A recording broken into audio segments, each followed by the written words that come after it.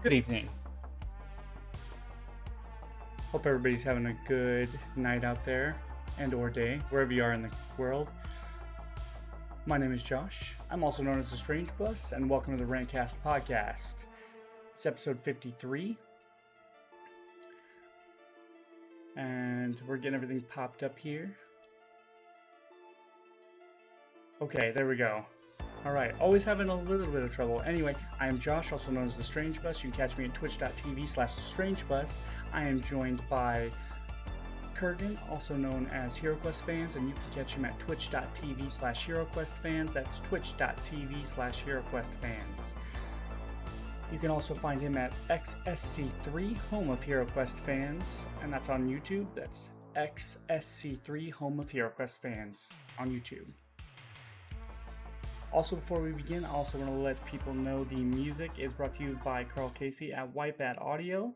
If you'd like to use that music for your own projects, you can find him at YouTube at Karl Casey or search Whitebat Audio.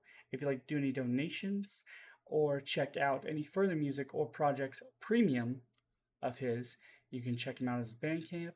It's karlcasey.bandcamp.com. And Kurgan, you should be on whenever you're ready. TheRantCast. Always get cut off. How's it going? You go too hard. You go too hard. TheRantCast. That's what I like about you. You're going hard. I go hard, yeah. Yep. All right. Man, every time I see that shirt, it fills me with joy, but it also makes me think I need to move the logo up. Like, I never know where to put the logo on a shirt. My camera's you know what I mean? my camera's too it's too high up, I think. Do I put it in the pectoral region, or do I put it on the dead belly, or do I put it on the a little higher up? It is a there promo. We go. It's like a promo shirt, but yeah, it should probably be a little higher up. Yeah. Just testing it out on my man that way, here. We can promote the t-shirts. Yep. I like the teaser video you did. Just like, hey, eyes up here, buddy. Yeah. It's like, what? You had my piece here.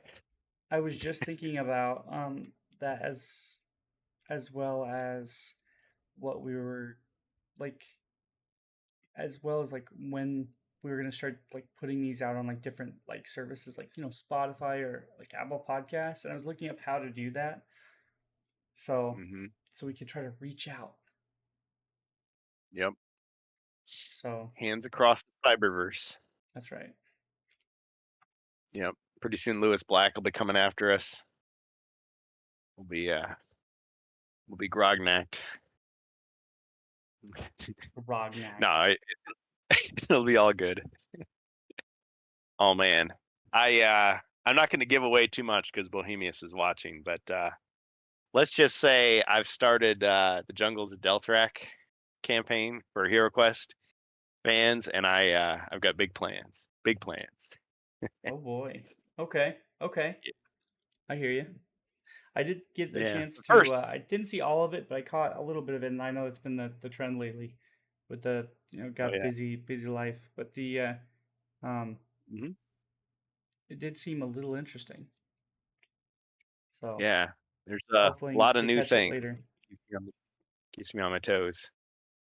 Well, it's like when we started Rise of the Dread Moon. I mean, 30 years of playing HeroQuest, you think you got it down. It's like they throw all these curveballs at you that you got to like learn. And so it's kind of fun for Zargon too, because you turn the page and ooh, all kinds of new toys for me to play with. Oh yeah. But before we get into all that though, how have you been?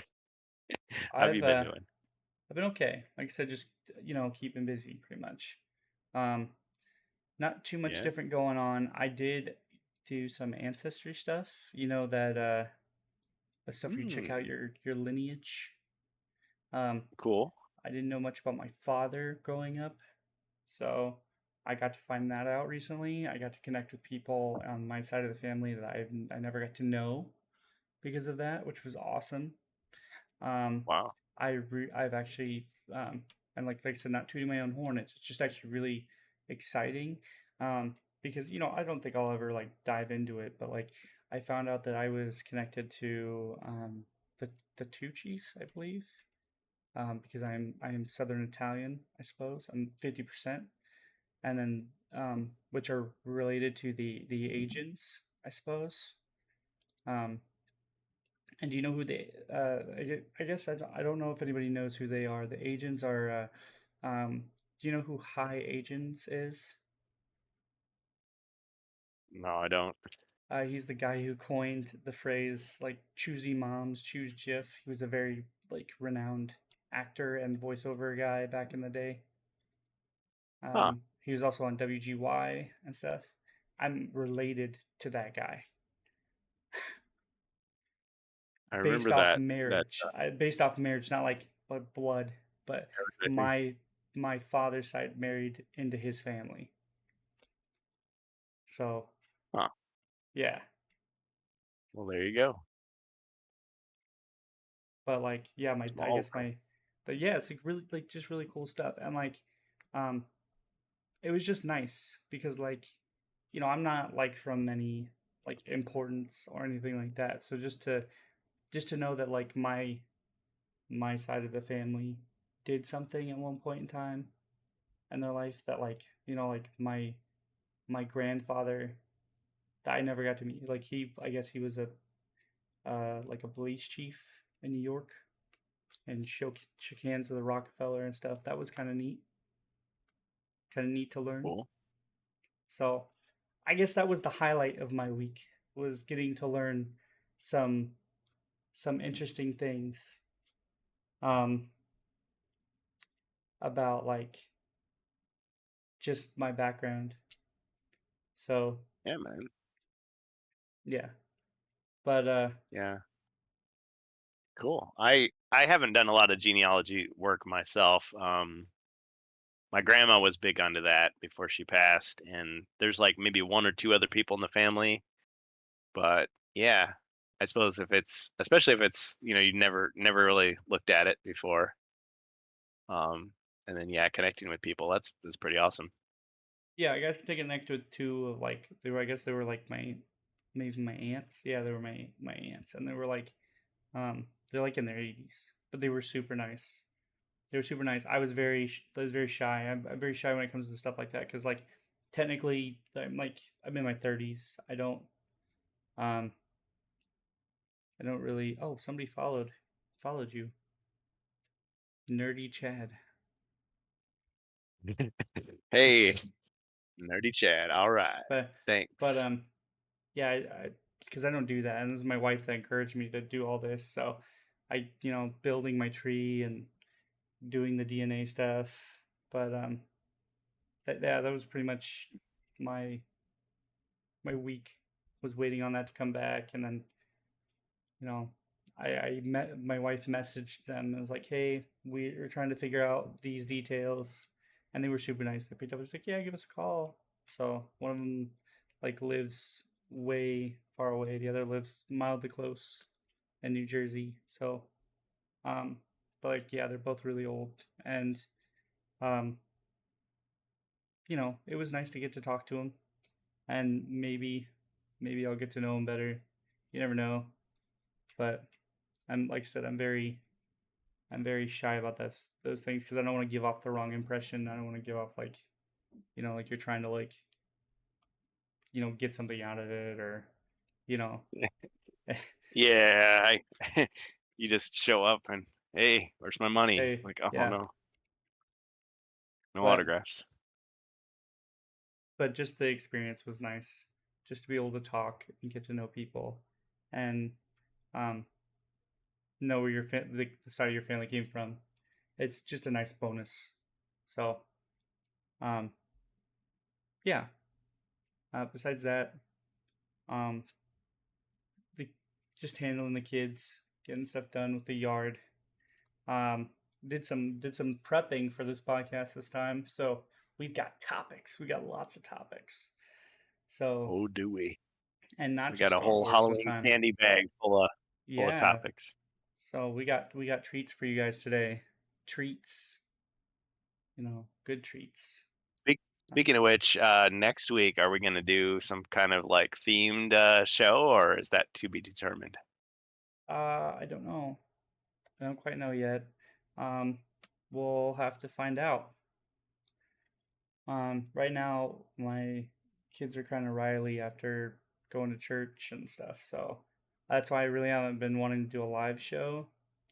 I've also been kind of wanting to change up the podcast look, as like the overall background and layout, just for like a more listening experience. And if we have wanted to show something, we could, because like just showing my face is kind of like irksome. So if we do a live show, we can put up the camera, but um, you know, a lot of people listen to the podcast while they're doing stuff, and like Yeah. I've been trying to like write notes down either while I'm working or something on how the podcast can be more listenable, like rather than us like trying Mm, to view stuff. So um trying to keep the camera work to a minimum unless people are tuned in, um like for the podcast. So whether I need to get the window popped out while we're talking or something, we can do that.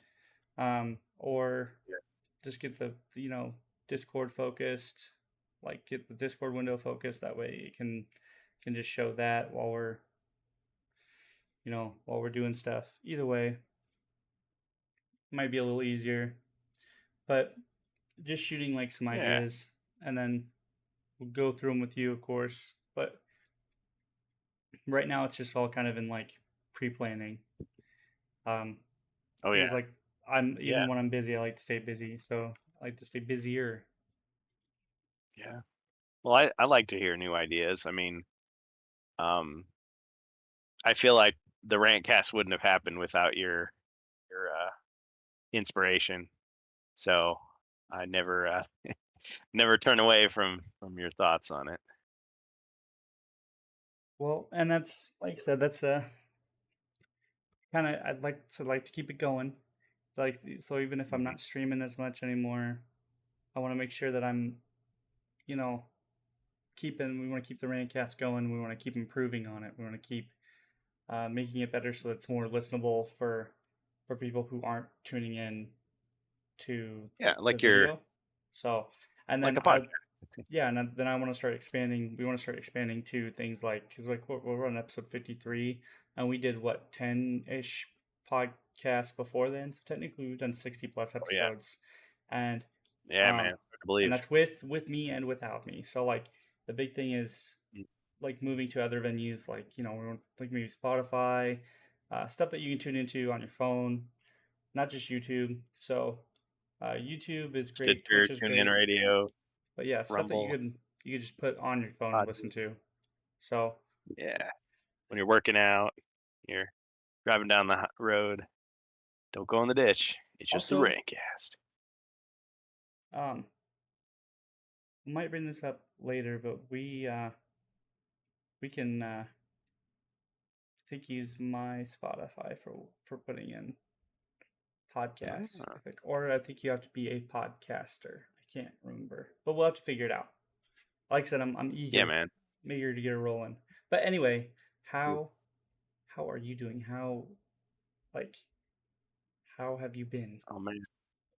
I gotta go to pay a visit to Spirit Halloween. I don't know what I want to be this year Hope you're because gonna I'm be gonna be pumpkin.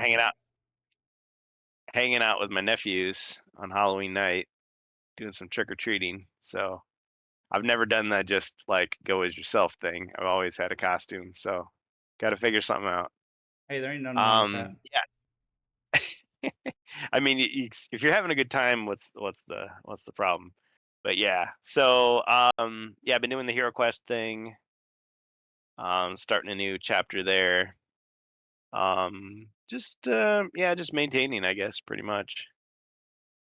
But yeah, we're getting into the season of holidays and the leaves are changing. We got a few warm days, Busy time. We're but getting it's into the season of colder. busy time.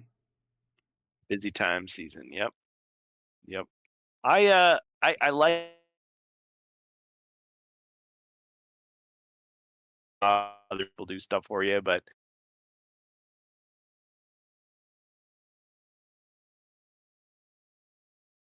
Oh, we're losing Kurgan?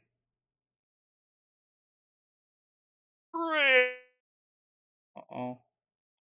Yep, I think we're losing you, bud.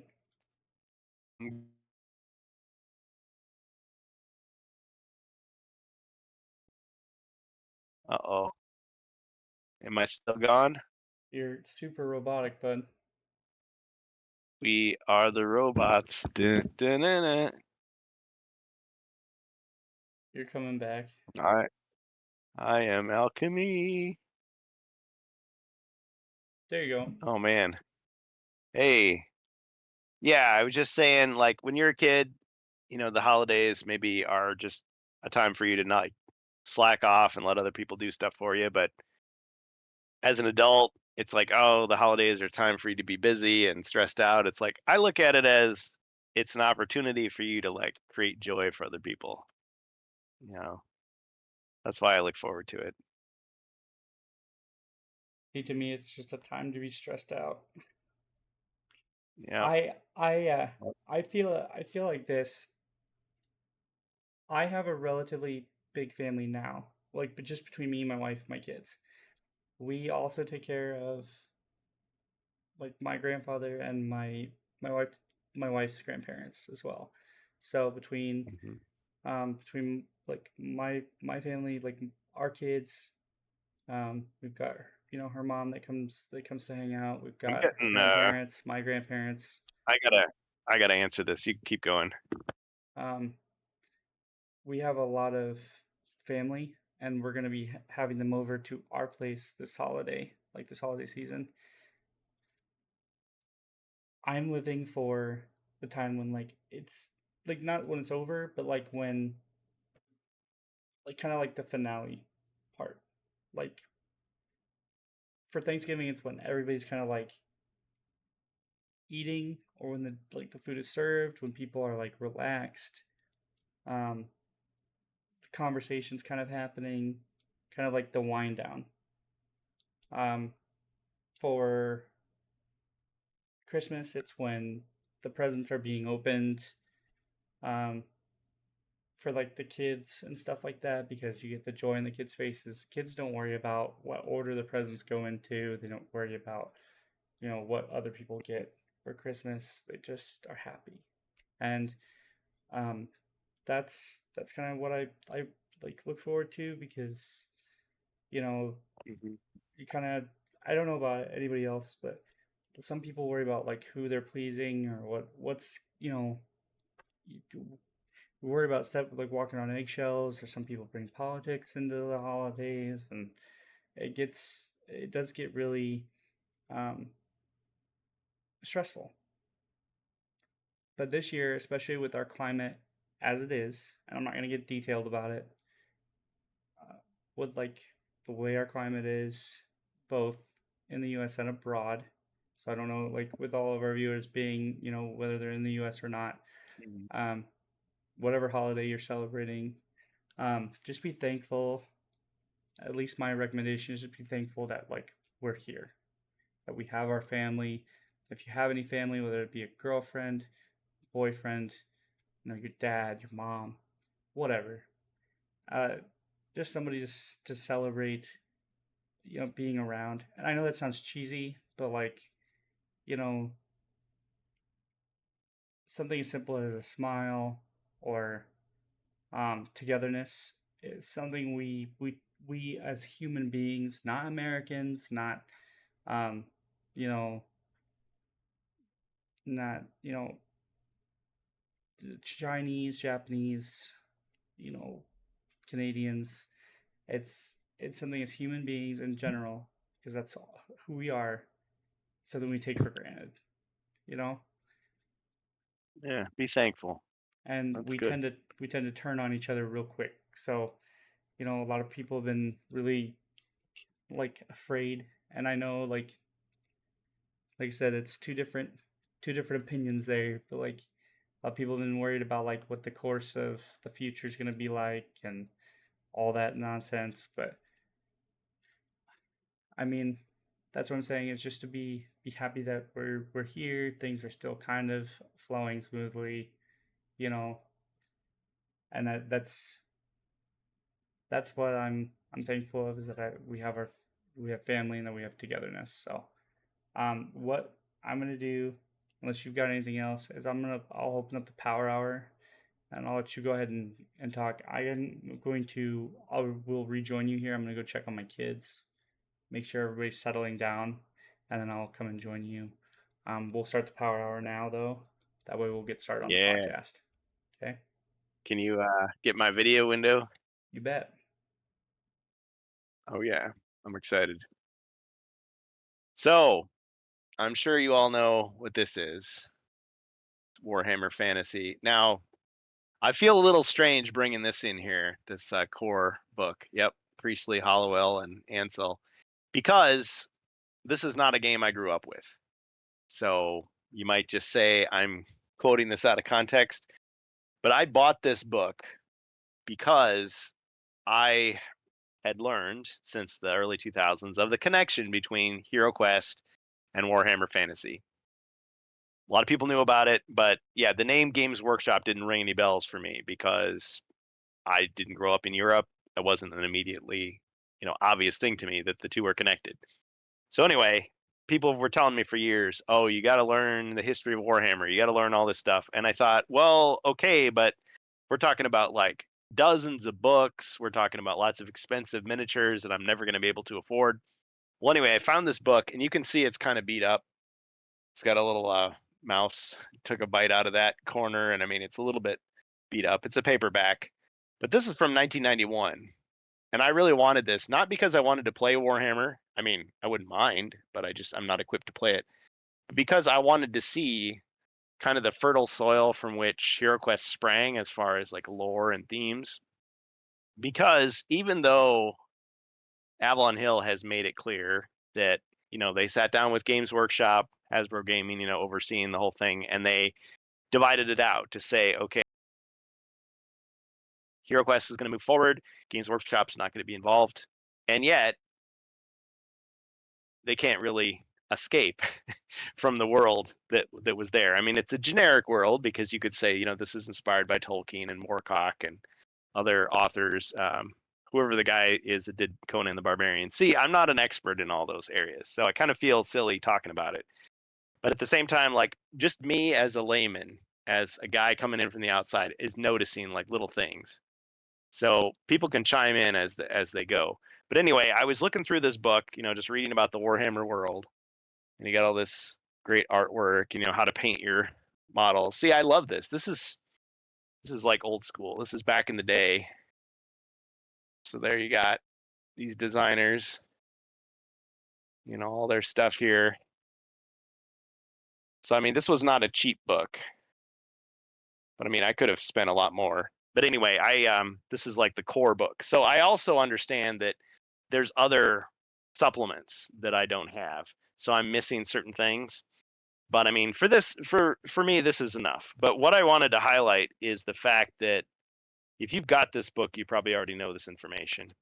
And people have compiled it online, but I like the fact that I can just kind of look at it. And I'm not like, looking at some later edition. You've got all these, they call them the intelligent races. So you've got the dwarves and the wood elves and the, various variations of, you got the chaos dwarfs. Get all these characters, centaurs, coatls. Amalgamash did a kind of a cool video on AshQuest talking about Talisman. There's a supplement for Talisman that has some new characters in it, and if you're CKSHM, you don't want to see any spoilers, but I was advised I needed to watch that video because of possible import for the future of HeroQuest. I thought, interesting. So, I mean, those miniatures are fully compatible, but that's not what I wanted to talk about. But definitely check out AshQuest.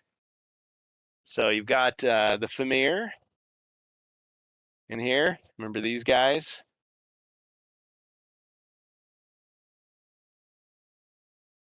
There they are. There's the old art.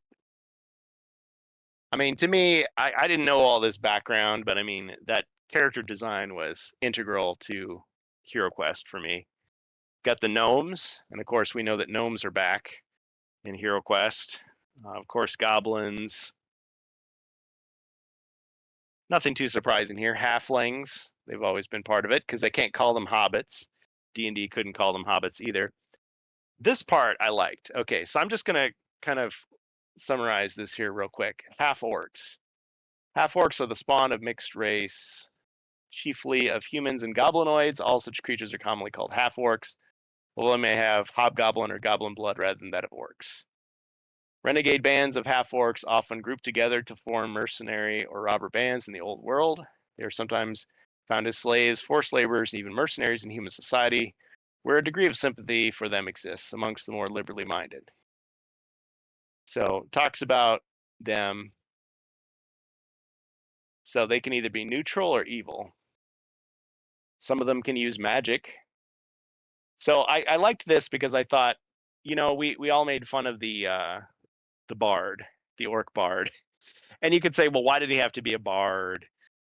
Why couldn't he have been something else, a cleric, a pirate?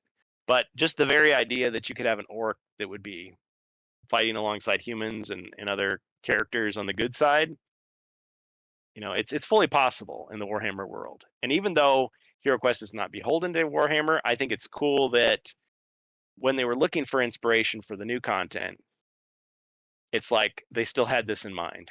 So I like that. So we got hobgoblins, humans, of course, wares. So I never knew there were werewolves in Warhammer, but apparently there are. So all that stuff in Mage of the Mirror about werewolves, it's got its place. So that was 1992. Speaking of 1992, I'm going to be doing my interview finally for real with Luca Pasci about the Lost quest packs, the Dwarf and Wizard quest packs, and the fan project to restore them this Friday. So ahead of our stream for Crypt of Perpetual Darkness. So that'll be this Friday, the 25th at 1 p.m. Central Standard Time. So if you've got questions for him, send those to me, post them on Yield In, or just join the stream and we'll talk about them. So yeah, there you got your werewolves. Of course, you got chaos, because of course it was all chaos here, not dread. Cultists. I mean, they don't look exactly the same, but I mean, the idea is there. And again, you could say, oh, it's just a coincidence. You know, these are tropes that are in fantasy gaming generally, but you know, you got your Chaos Warriors with the different types of helmets. Of course, I'm used to the design with the like the ball in the middle of the two horns. Got your Chaos Sorcerers, Lizard Men. So here is where people were speculating that this was going to be in Jungles of Delthrak. Turned out not to be true, but I mean, there's always the future, and there are rumors of a future quest pack possibly that has aquatics, lizard men, maybe crocodile men, something like that. Evil sorcerers, orcs, of course. Yeah, so this is all 3rd edition. This is Warhammer Fantasy Battle 3rd edition. So there's Warhammer Fantasy Battle, which is what this is, so the war game. You've got Warhammer Fantasy RPG, which some of that RPG material is in here. Because that was like 1986, and this was 1983, although this is the 1991 edition. So some of it's been kind of mixed together. So you got orcs. I like orcs. I mean, as you can imagine, HeroQuest fans, our mascot is kind of the orc. Skaven. So these rat folk. I mean, there was going to be a rat man in, let's see, was it? Yeah, the Wizard Quest pack. Rat man. I mean, that. Hey. So we got some other characters here, but you'll recognize some things in this book that are kind of familiar. So let me get to it. Okay, Minotaurs. The Minotaurs were going to be in HeroQuest in the Wizard Quest pack. Ogres. So if you got your ogre slaying knife, that's what you need it for. Tree men. Gee. I mean, we all know the Ents in Lord of the Rings, but where are we going, Treebeard? Most recently, in the Jungles of Delthrak, we have the Skull Blights, which are kind of like a zombie version of this type of character. Trolls, we haven't gotten those yet, but those were in the magazines. So they had magazine supplements that had trolls for HeroQuest. That was White Dwarf magazine back in the 90s. Now we get to the cold ones. We're talking about more of these reptile creatures. There's apparently guys that ride dinosaurs. So like raptor riding lizard men. So I thought that was kind of cool because, you know, you get into Jungles of Delthrak and what do you get? You get these dinosaurs. So did they just throw those in because kids in the 80s would have thought that was cool? Well, yes, but also because it's part of that world. So I'm sure they had it in mind. So there's some examples, different things. Dragons, of course, proprietary dragons, and first light dragons. Got wolves, of course, not just werewolves, but also wolves, dire wolves. There's more dragons. Eagles, well, I wonder where they got that from. The only thing I wasn't finding in here are giant apes, because they do have a giant ape in Jungles of Delthrak. So I'm not sure if there's a supplement, maybe a Warhammer Fantasy lore nerd could tell me. But yeah, giant spiders, of course. Again, you could say Hey, this is all Lord of the Rings. This is D&D. Kurgan, real quick. Yeah, man. Yeah, Bohemian says he can't write in chat right now. It says verified account only. really. Did that change? Did we change any When settings? we, I don't think so. When we had that glitch, did we lose access? Oh, hey, where's Bohemian? Do you know where Bohemius is originated at right now? Uh, yeah. So he's in Italy, right? Well, Twitch had recently just got in trouble for banning certain countries from not allowing you to create accounts. Really? Um, yeah, they did it Oh to man. like people in like Israel right now and like stuff. They got in big trouble for that. Um, but I don't know if that's just more than one country at the moment. But if it's saying that he needs Okay. a phone Well, number, I don't know. I don't know. But I'm checking we're the not. account settings right now. Yeah, we're not trying to exclude anybody on purpose here. No, that would be Twitch.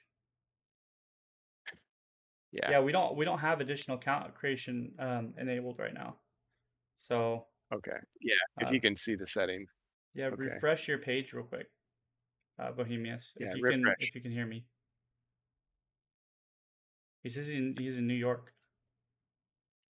Okay. Yeah, we don't like that New York Or staff. log Get in and out of log here. out. Like log in, log out, or Yeah, try to refresh your page. New York should be fine. Yeah, I don't know why they would do that. It's weird. Hope we're not getting hacked. No, they're having issues, I think. Yeah. So I know the swarms are not necessarily the same thing, but it makes me think of like spawnlings, small creatures that can do lots of damage. Will we ever get a mammoth in HeroQuest? I wouldn't mind. That would be dope. So poor Bohemius probably has like tons of things to say and like he's not being allowed to talk. That's not cool. Warhounds. Well, we had those in Battle Masters, like beast mounts, that goblins could ride. Chimeras, creatures of chaos. Yeah, chaos steeds. So now we're getting into a section of things that don't have an equivalent in HeroQuest, and I'm just thinking like, okay, I mean, this could be stuff that we might see in the future if people ask for it, if people want it. Maybe not the same name, maybe not the exact same design, but could be. Harpies, hippogriffs, hydras. We got a giant snake, but not a hydra specifically. Manticores, wyverns, undead. Oh yeah, anybody remembers this artwork? This was actually used in the European version to represent the mummy in HeroQuest. I think it's great that it's the same artist. So we've got ghouls, zombies, of course, skeletons, undead heroes. So there was one of those in the Frozen Horror. Undead horsemen, zombies, vampires. Got ethereal creatures. Okay, here we go. Ghosts. I mean, we knew there were ghosts in HeroQuest. We had Uller's Ghost, of course. Specters. This was Rise of the Dread Moon. We got these characters. Now in this game, they just have like a chill, the cold touch. They can do damage that way, but in a fear attack. Whereas in HeroQuest, they just kind of, I mean, they attack you. It doesn't say how they attack you, but they can attack you. Whites, wraiths. That was the big boss. We had the wraith. Actually, a couple of wraiths. Spoilers. Demons. Well, they made references to demons in the game. I guess there was a fire demon in Prophecy of Telor, which we haven't played yet. Let's see.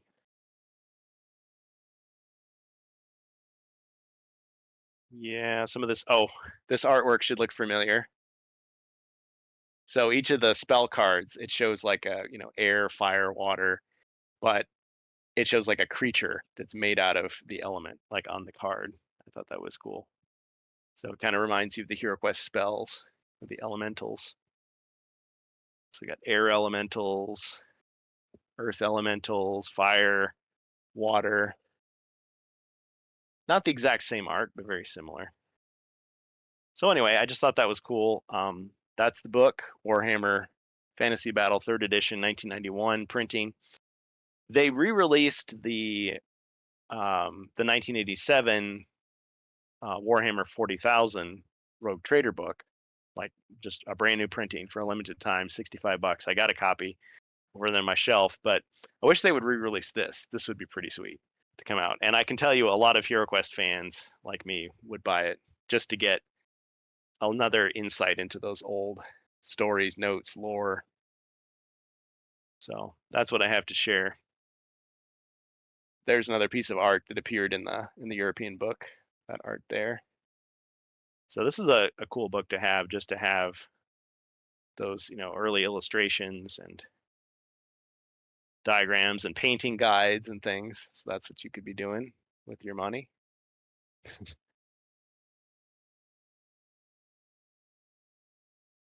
Yeah, that's how you paint an orc right there. It's like step That's 1, step 2, orc. step 20. Step 20. Face only a mother could love. Yep. That's what nerds looked like back in the day. Distinguished gentlemen with their homemade tables. Yep. So anyway, that's what I got. Not a lot of other stuff, but people always joke that whenever I go on vacation, that's when the big reveals happen. So everybody is thinking at the end of this month. HeroQuest rant, Yeah, at the end of this month, Luca is the next show, the next game convention, and we're all hoping there's going to be a big announcement. And one of the thoughts is, okay, what's left? Wizards of Morcar. That's the expansion, the last expansion that they haven't remade, boxed expansion. So will it be changed to Wizards of Zargon because it's not Morcar anymore, it's Zargon, or will they keep the original title? What would they add to it? We'll have to find out. Yeah. So there could be other surprises, but the whole talisman connection, I mean, based on what they told me at Gen Con, I'm thinking that Talisman and HeroQuest are not having an official crossover. Unless they were deliberately swerving me, but why would they do that? Who knows? But if the HeroScape connection is true, maybe there'll be a HeroScape announcement of some kind that will coincide with the HeroQuest announcement, which would be another crossover IP product possibly. Because I was telling people how, I was using this terrain box with the this foliage for HeroScape in Jungles of Delthrak to decorate it. I mean, I bought this at Gen Con solely so that I could get the free figure, so I could get Crick Von Ness to autograph it. But I was also thinking, well, I could use this. Terrain, because I do have HeroScape, but I mean, I could also use it for HeroQuest. It's the right scale. Hey, it's Joe Kozier. He's here. Late to the All party. right, It's all right. welcome. You missed the technical issues. Yeah, you missed And Bohemius, Amazon's Rings of Power coming back. if you're still with us, don't worry. We can always bring you onto the podcast too, if you're interested in talking about any of this stuff. We're interested in what all you guys have to say, as long as it agrees with me. No, I'm kidding. Get out of here. Get out of here. No, I want to know if Bohemius can type now.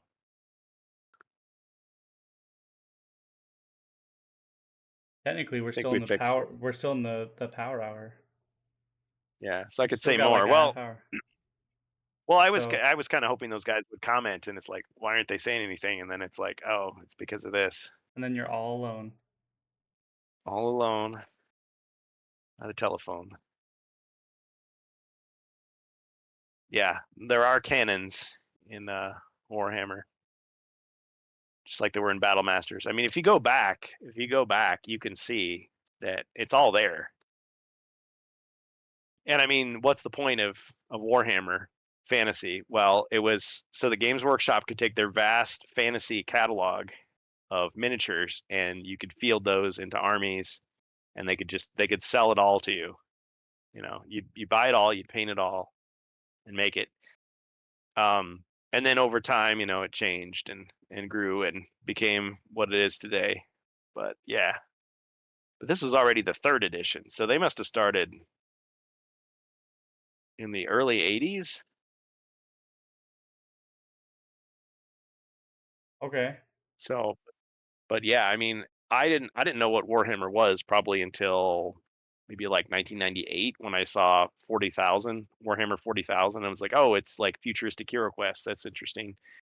But then I saw like, oh, you got to buy all the stuff and you got to paint it and create the terrain. It's like, nah, that's too expensive. I'm not interested in that. And so I just kind of moved on and forgot about it.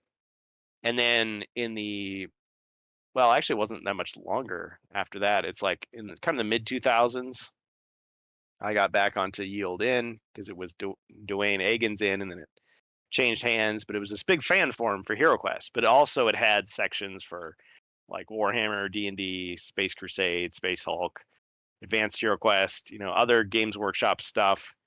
And I started to learn that there's like really hardcore Warhammer people that'll like tell you, you know, all the stuff. They'll school you on everything.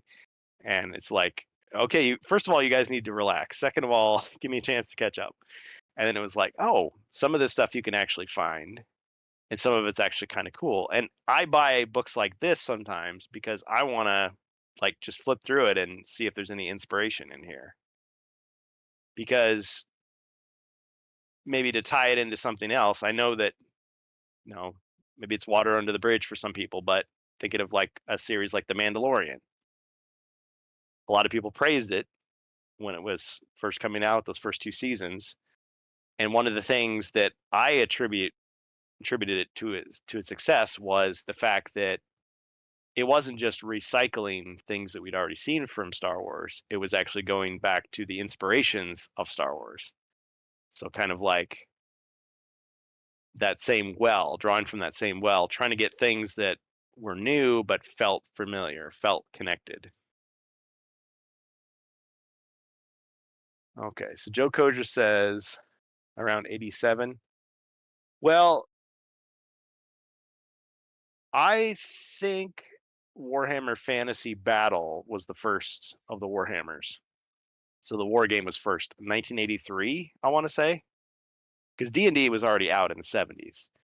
Different company, of course. That was TSR. So Games Workshop, 1983, Warhammer Fantasy Battle, first edition. Warhammer Fantasy RPG was 1986. 1987 was Warhammer 40,000 Rogue Trader, which is the other book that I have, the reprint book.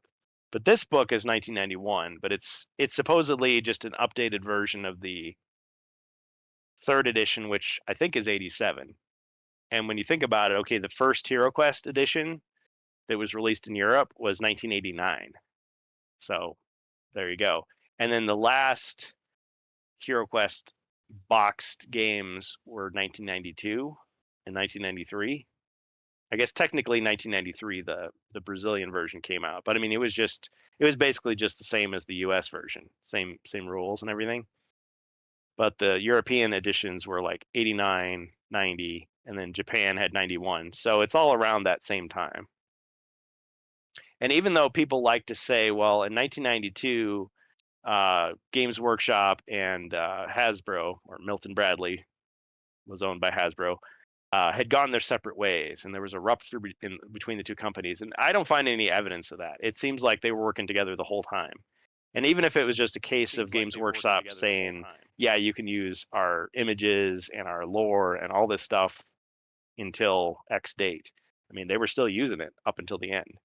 I mean, the Games Workshop logo is still on those expansions. It's still mentioned in the copyright notifications.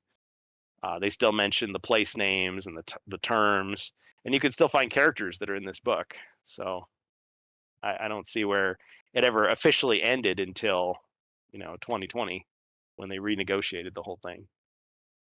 But I still hold out hope that Games Workshop and Hasbro will come together for collaborations in the future, making new things happen.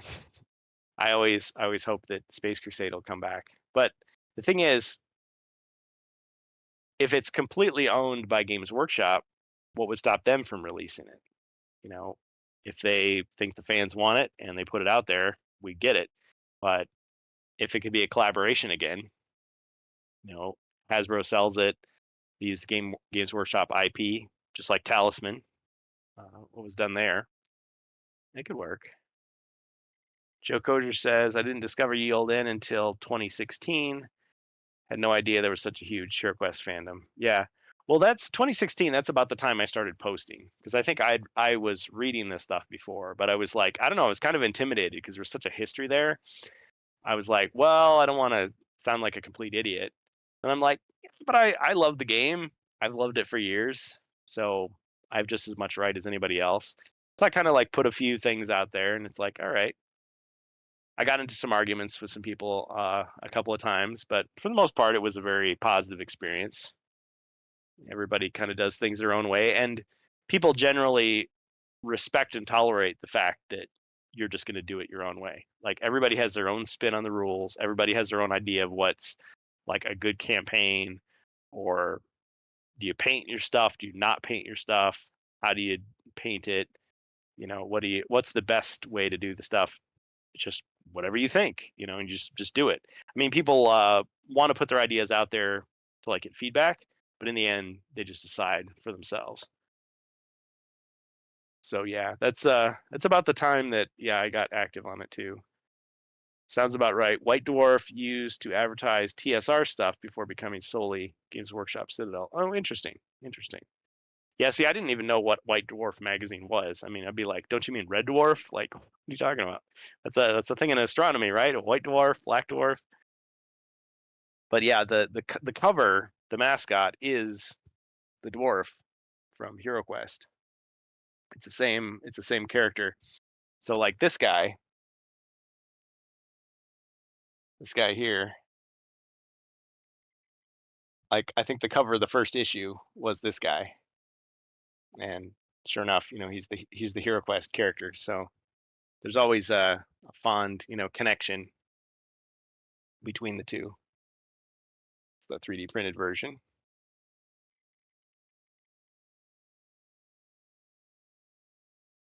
So still not seeing Bohemius. No, he sent me an all right. Because we're still troubleshooting it. Okay. Yeah, if he could post, that'd be great. Joe Koger says, he's in my Discord right now, so. Okay, cool. Yeah, he was messaging me earlier too. Yeah, sorry, man. Sorry, having trouble. Joe says, I don't even remember how I found it. Pure dumb luck. I think I might have been searching for painted models to get inspired to paint mine. Yeah, I think my brother and I, this was like 2002, we dug out our old HeroQuest copy that we had from when we were kids, and we were like, I wonder if we could buy more figures, like to expand it. So we were looking on eBay. We were just, searching the internet for stuff. And yeah, Dwayne Agan's in. So I printed out a whole bunch of pages of like mods that people had made. So I thought, oh, I don't know. Will we use any of this stuff? Might as well grab it. And I wasn't even on the forums yet. Like the forums have, tons more stuff and it's way more updated than the website. The website's like 2009, I think. So yeah.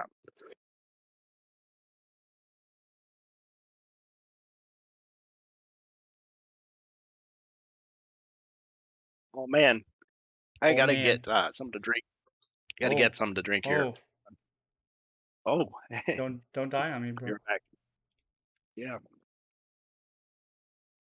So while waiting for Kurgan, um, sorry to Bohemius. I think we're still stuck there. But yeah, this is They all got the heater on. this is all Dry. interesting stuff. I'm pretty quiet because I'm not familiar with Warhammer as much. I've dabbled in 40K, but I'm not as familiar with Warhammer. I have a friend who Well, does like the figure painting stuff, but yeah, I don't much better. don't do as much with Warhammer. Well, I see it as this. You've got Stephen Baker, the original designer of HeroQuest. He comes up with an idea. He wants to introduce fantasy tabletop dungeon crawling to the masses in like an easy to get started box. That was the idea. And then you need art, you need models, you need a world, lore, terms, you need all that stuff. Well, Games Workshop was pretty new at that time. They had this developing fantasy world, which had connections, visual connections to stuff that people knew about, like Dungeons and Dragons, like Lord of the Rings, like Conan the Barbarian. Everything was familiar. And so it was like the perfect marriage between those two ideas. You've got the game mechanics, and then you've got the assets, and you put them together. Now, there's some controversy online, and of course, Brian Ansel's no longer with us, but supposedly he posted something in a comment section once where somebody was basically maybe overly praising Stephen Baker and saying, "Oh yeah, he invented the game, he did everything, he's a genius." And this comment was kind of like a little bit upset, like saying, "Well, actually, we did a lot of stuff. Like he didn't do everything. His ideas were a little too broad. We had to refine it and like rescue it." Hey, Ribby. But now thinking back to some of the Yo, things that, yeah, Ribby's here. Thinking back to some of the interviews that I've done with Avalon Hill members, whether it's in Carmine, when he was still with the company last year, it's hard to believe, or this year with Doug Hopkins. What they've been telling me is it's not just like one guy sits down and makes the game, writes everything. They've got editors, okay? But even so, the editor is not just like, "Oh, you misspelled this word. Why don't you delete that sentence?" Like you think of. They actually make suggestions and they like make editorial like additions. So it's this collaborative process. So you can still say, "Yeah, Stephen Baker invented the game. Stephen Baker wrote HeroQuest," but he wasn't alone. And he's clarified and other things. He's credited other people, so he's not stealing the spotlight either. But most of us don't really think about board games that way. We don't think like, "Oh yeah, who actually designed this game?" Just like with Star Wars, you say, "Well, George Lucas." Yeah, but what about the editors and the story people that worked on that, the sound, the production design, the animatics, there's just so many other people that without them it wouldn't have happened the way it did. So it's kind of the same thing with these board games. And so the more you think about it, it's like, okay, well, yeah, I mean, that's fine. And that process continues today. So I don't think a whole lot has changed, except that when somebody starts spouting off online saying like, oh, this person did everything, it's like, not really. But how are we, the common people, supposed to know that, right?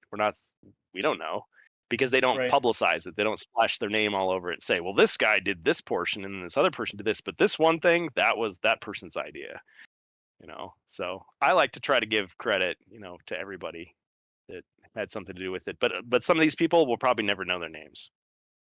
They were with the company, they got a paycheck, and that's it. I mean, they have lots of like people that come in, guest writers, guest artists, freelance vendors, people that work on commissions and things. They may not be regular employees, and they have their little credit. And it's like, I'd like to sit down with them and say, so what were you thinking when you designed that one little thing that you did that we all think is so cool? That's now a staple of the game. It's like, well, it was a job. I did it. Yeah. Pour the shots. The party can start because Ruby's here. Ruby at Bourbon and Board Games.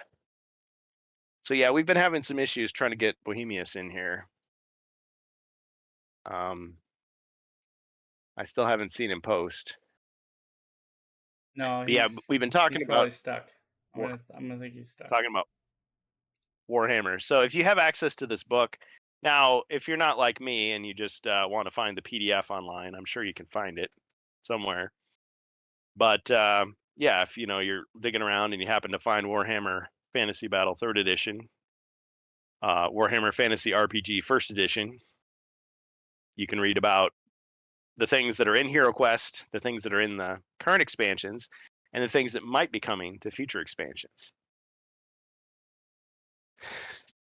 Bob the janitor said there should be a boot right there. It points to a space on the board. You never know, Joe. You never know. Like, that's it. Just sent Bohemia some 3D printed stuff he asked me to do for him. And some rooms for free. All right, Ribby spreading the love. That's great. Yeah, I love those plastic rims that you made for the figures. I mean, I'm sure you guys know what we're talking about here. So we got the little removable. Well, I guess I puttied mine on there, but yeah, we got these little bendy. We're on there pretty good. Got a lot of carbon scoring. Seen a lot of action. So yeah, you can color code your figures. Those remarkable rims. Yep. Ruby's remarkable The rims. chicks love the rims. Mm-hmm. Yeah. Show them off, Yeah. Yep. That's what it's about. Here's one. Yeah, so you got that like texture on there. So it's 3D printed, but it's bendy, durable. So whether you've got the old style figures or the modern, you can easily do it. And this is compatible with. See, I feel like I'm doing a commercial now. Non-sponsored. Although I got them for free, so I guess it is sponsored, right? Isn't that how it works? Yeah. So you could use these for Betrayal. You could use them for Heroscape, the smaller ones anyway. You could use it for Talisman 5th edition. Yeah, pretty versatile. He's got the drink coasters. Do I have one handy? No, I don't. Should have, because I'm drinking my pop here. Cheers to Dead Gamer. Wonder what he's doing these days. So, what's the chat saying now? They work for Talisman. Yep, they Coasters do were indeed. a big hit at Gen Con. Oh yeah. Ribby was giving away those coasters, man. Yeah, people were excited. They were like more excited for those than they were for the rims. It's just like, oh, cool, drink coasters. It's like, man, you could have your own Etsy shop. You could make a bundle if you wanted to. Yeah. Well, we gotta figure out our own merch shop here. Yeah, With man, I the keep bringing it up. t-shirt. Yeah. I was really excited to do it for Gen Con. I gave away a lot of shirts and stuff, but yeah, I kind of ran out of steam there. But they're not cheap, but they're a lot of fun. So it can be done. Yeah, even the Avalon Hill volunteers wanted the coasters. Yeah, they sure did. Got my coasters on my desk. And I Well, and it's like, gotta give me some yeah, coasters. yeah. I mean, nobody's gonna look at those and confuse them with the HeroQuest dice, but I mean, it's obvious what they're meant to evoke. You got the symbols on there, just writ large, and keeps your drink from sweating all over your table, which is Giving handy. you that really bad drink ring. Yeah. Yep. So that's basically it. I didn't get the Jungles of Delthrak dice like Ribby did, but Ribby's been showing off those dice trays. Did we show the dice trays on the stream? I can't remember now. Probably last Rantcast, I believe. Yeah. If we Okay. talked So about yeah, them, then yeah. nothing new there. No way, Joe. It's soda here. Sody pop. It's Coke. Oh, that's a debate that we don't really want to get into. Yeah. Is it? I mean, Gotta get at one of those Thanksgiving, do you Rantcasters. have Yeah, man. pumpkin pie or sweet potato pie? The fight rages on. It's like I'll have a slice of both, but I'm more pumpkin. Yep. Definitely gotta Get some get of one that. of these dope T-shirts. Yeah. We But you want to be cool there's a like that. definitely a bunch of stuff we've got to work on to get that set up. I've definitely got to get on the ball with that. But Yeah. Yeah. What I'd like. I mean, because what we could do is what was gonna do is like, oh yeah, we just print like a huge pile of them, and we got to stock all the sizes, and then what we give them away as prizes, or people send us their info and we send it to. uh, But if we just had a merch shop, people could just be like, oh, I want to support the stream. I'm gonna buy a T-shirt. Maybe some of the money goes to see us. Little commission on the side. see Kurgan going old school, printing everything himself. Yep. You got to buy 100,000 copies of See, your own book, put it on the New York Times bestseller, give I'm them away at I'm the conventions. big corpo man. I'll just let somebody else print them, and then you get price gouged. Merchandising. Yeah. Rantcast the flamethrower. The kids love this one. Get my Next time, get some QR strange codes bus on there. hat and the Rantcast shirt. Yes, Ribby made us a QR code. Of course, right after that, there was that scare. People were afraid of like QR codes are going to steal your personal information. I'm like, oh, but it's a good idea. QR codes on the Rantcast, HeroQuest fans T-shirts, with the links to the. So then someone could just walk up behind you with their phone and just like click, and then they've got the web link. Oh, I like that shirt. Let me just like scan you with my phone. It's like, get that out of my face. Then you can buy it. Boom. Do through Teespring or something. Well, I use Design Hill, but I mean that was just at the time it was a good deal, but that's not to say that they're the end all be all. There could be a better deal out there or better quality. Indeed.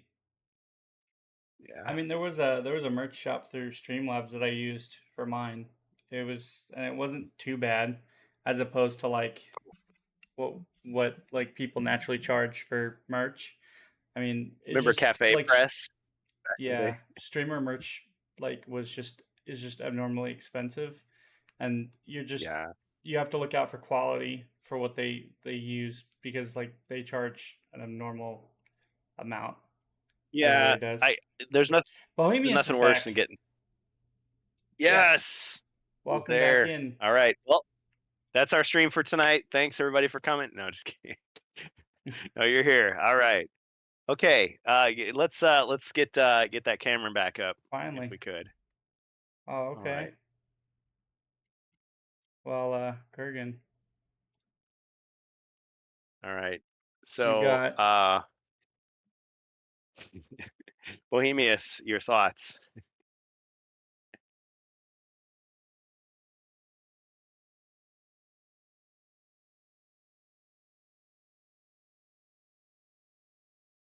Oh yeah, assassins are in here. Just see, it's like I could just open to a random page and it's like boom, that's in HeroQuest, that's in HeroQuest, that's in as HeroQuest.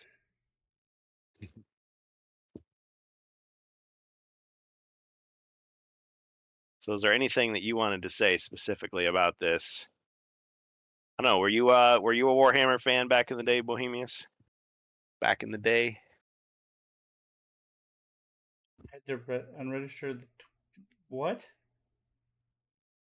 Had it Okay. unregistered. Got it. Oh, okay.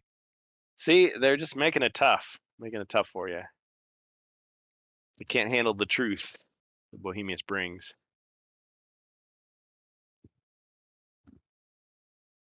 Scavin, man. Scavin. Right there.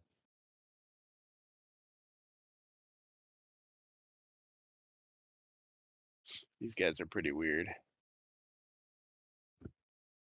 So, just for the people listening here, we were going over the Warhammer book, right? This is the game book. 1991. Okay. Yeah, I guess you'd call it the source book or the core rule book He for says fantasy there's battle. too much to say. I was busy doing this. Don't know what we're talking about. Oh well, Bohemius, you can watch this on the replay after we've edited it. But I was just commenting on the fact of there's so many things that are in here that I think are continuing to appear in HeroQuest. And I'm not saying that as some kind of like, ooh, they're stealing their ideas, but it's just like when they're looking for something new to put into HeroQuest, I feel like there's a lot of care and consideration done for like the lore of the past. Even though they're not obligated to put it in there, and yes, they can't just copy it straight out, but to say, oh, would dinosaurs fit in HeroQuest? Yes, they would, because they were in the Warhammer that inspired HeroQuest in the first place. Do wraiths and specters fit in? Yes, they do, because they were there. Now, you could also say, well, maybe back in 1991, you were like, oh man, I hate those guys. Like I hate that stuff. And it's like, oh, it's back again. Oh. HeroQuest and Warhammer are not the same thing, but I think it's cool that they're both like still kind of connected in a way, even if they're not legally connected. They're I don't know, spiritually connected somehow. So he was a super fan. Okay, cool. So you're a super fan of Warhammer. Always a hint to Warhammer, something just subtly. Yeah, and I see it as a tribute. I mean, I don't see it as a ripoff or a copy or anything like that. I mean, Warhammer is a totally different game than HeroQuest. It's a war game. HeroQuest is a dungeon crawling board game, tabletop. Not even really an RPG, more of just a combat game with some exploration in it, maybe some light RPG elements. Warhammer had its own pencil and paper RPG. Now it's got video games and other things. And there are Warhammer inspired board games, but they're not like HeroQuest. I guess the closest you could get is Warhammer Quest. But I mean, Warhammer Quest it's got a modular dungeon. It isn't a big board like this. It's got the tiles that are revealed as you go, which there's like dozens of games out like that. But the problem with Warhammer Quest is I mean, if you think HeroQuest is expensive, Warhammer Quest is even more expensive. I mean, yes, you can get one of those bookshelf games they sell at Barnes & Noble, but it has like maybe a half a dozen figures in it. And you're really expected to, that's just your jumping off point to get, the $200 box or the $300 box or whatever. Let's see. Joe Kozier says, I was working on a Lizardman army in the mid to late 90s. Well, what Warhammer did more recently, so people remember that Age of Sigmar was the line of miniatures and rules that they were doing for a while. But then they brought out the Old World, and the Old World is like a revamp of the original Warhammer Fantasy, as I understand it. So you could take those old armies that you had, dust them off, and put them back on the battlefield. The problem is everybody sold their armies years ago. So now they're like, oh, dang it, now I got to buy it again. You got to get on eBay and try to buy all that stuff again. So, but yes, yeah, you could take your lizard men and field them again if you wanted. Glad that Bohemius is back. Glad that we've got our chatters in here. We are going to take a quick break now that we are officially at the hour into our topic. We'll be right back. with more Rantcast. Now that we have a smooth podcast, I thought we were going to be problem free, but now that we got everything back to, Yeah. full efficiency, 100% efficiency. Just we'll like take a the quick break. Millennium Falcon told me they fixed it. It's not my fault. Yeah, bourbon break. We got plenty of Yeah, that. but right now, so classic is the same level as D&D in the background stories. Yeah. But yeah, we'll It's very we'll nostalgic. take a quick break. We'll be right back. Don't go away, guys. More to come. All right, BRB. Kurgan back on here. All right, and we're officially back. Kurgan, your go. Just. Did that get muted? A little bit, but that was a lot better than the first one. All right, yeah, gotta keep it down. It's like those guys that are trying to do the head banging, but they don't want to like sprain their neck, so they just kind of like throw their whole body. Like the same effect. It works.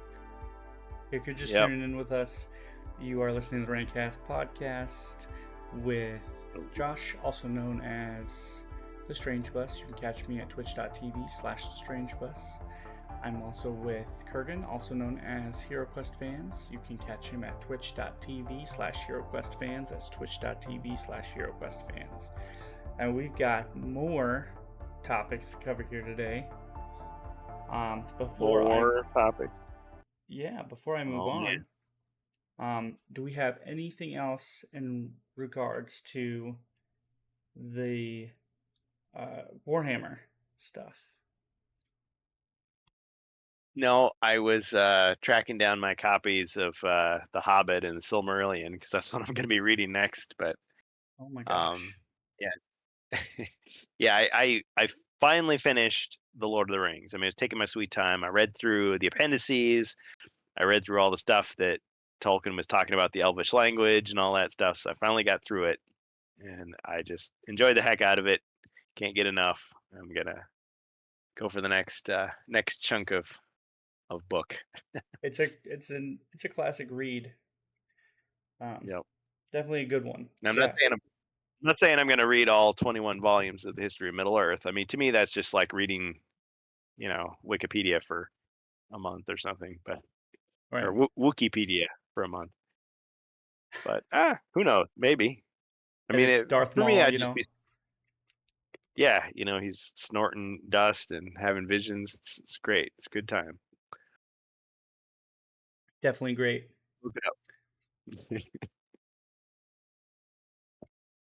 Yeah, so I'm ready for the next topic.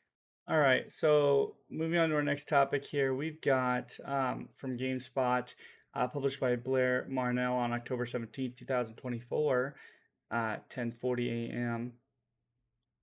We're talking about the Silent Hill 2 remake video game. For any of you who heard, Silent Hill 2 just got a brand new coat of paint from our friends at Konami. Gross. And Bloober Team, also gross. Well, that's what most people would say because Bloober and Konami both have kind of weird reputations right now. Konami for usually killing their game IPs, Metal Gear Solid, Silent Hill, usually anything that has the ability to make them money, they've kind of trashed in the last 10 years. And by trash, I mean they've actually gotten rid of the IP.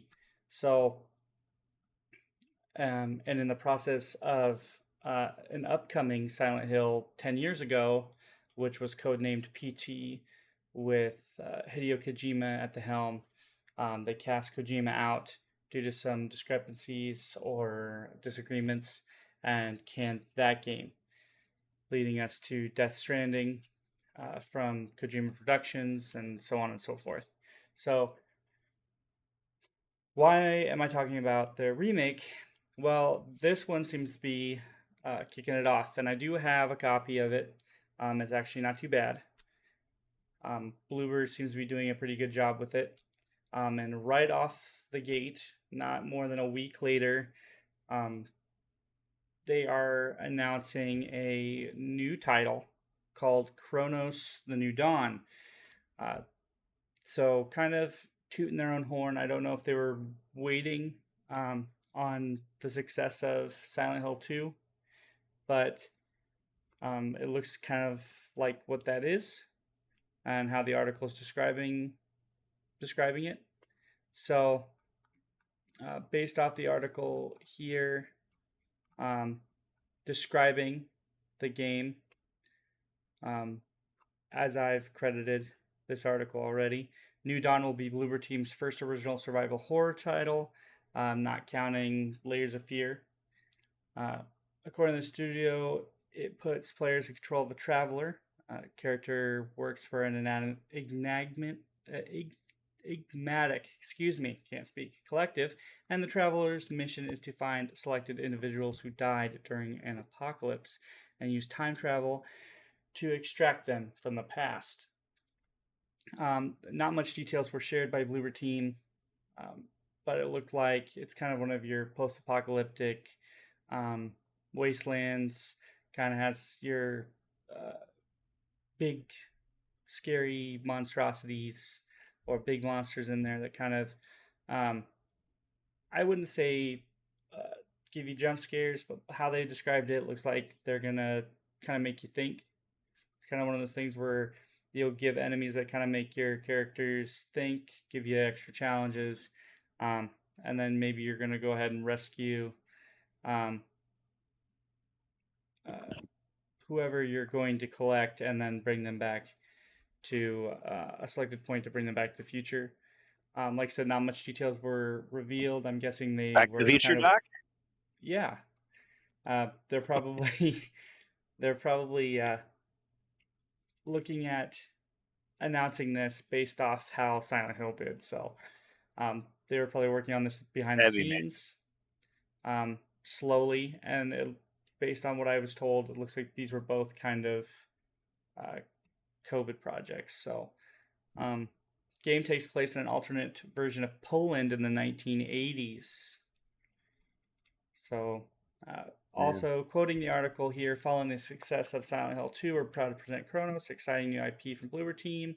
Quoting the CEO, Piotr Babino, our commitment to redefining the horror genre continues with the survival horror title, which represents a natural progression of our creative vision and our studio strategy. So they are looking, he also quotes, "I can't wait to share it with the world in 2025. Looks like it will hit PS5, Xbox Series X and S, and PC, but no exact specific release date is mentioned." Final quote here coming from Mark Delaney on October 18th, also from GameSpot. Looks like also got some stuff from Bloober Team. They're saying that they admit it's made shitty games in the past, but it's now out to prove that the Silent Hill 2 remake wasn't their one-hit wonder. And they're out to kind of prove they're more of a kind of a trustworthy pre-existing blueprint. So we'll see. But like I said, Bloober's kind of had their own kind of weird, I would say malicious intents. I think they trademarked their own game mechanics, and I don't know if I mentioned that last time, in our last Rantcast, but they tried to trademark some of their game mechanics, like Warner Bros. Trademarked the Nemesis system for Shadows of War. So nobody else can really evolve off that if they wanted to use a certain game mechanic. Not blatantly copying it, but if let's say you wanted to use something based off that, you'd be able to.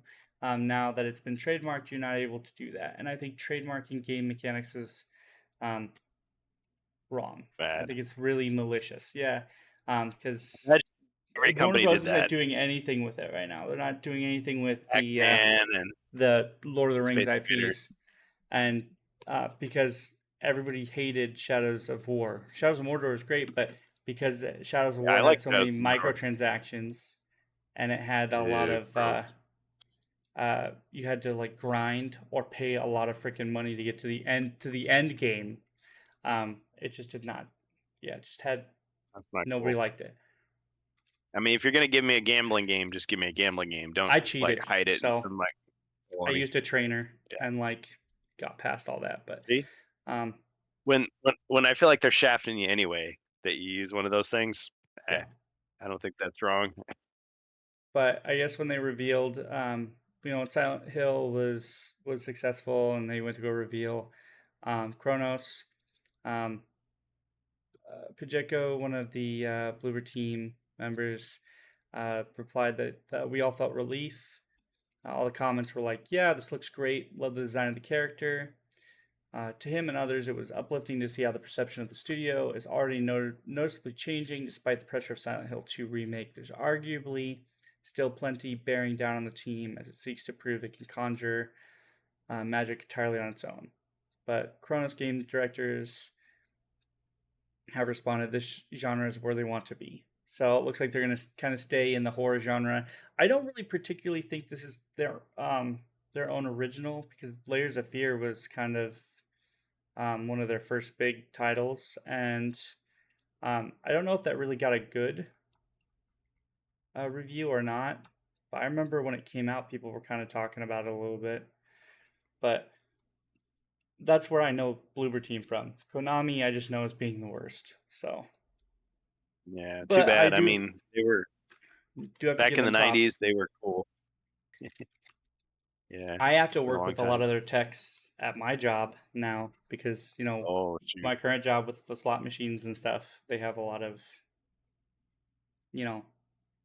techs that work with Konami. So yeah, personal. I mean, I guess they are that's where they're at with the that's their bread and butter. So Mm-hmm. But well, at least when you're in a casino, you know what you're getting.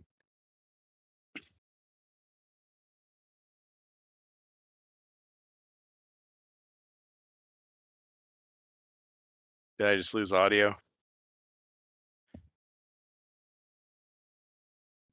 Not hearing you.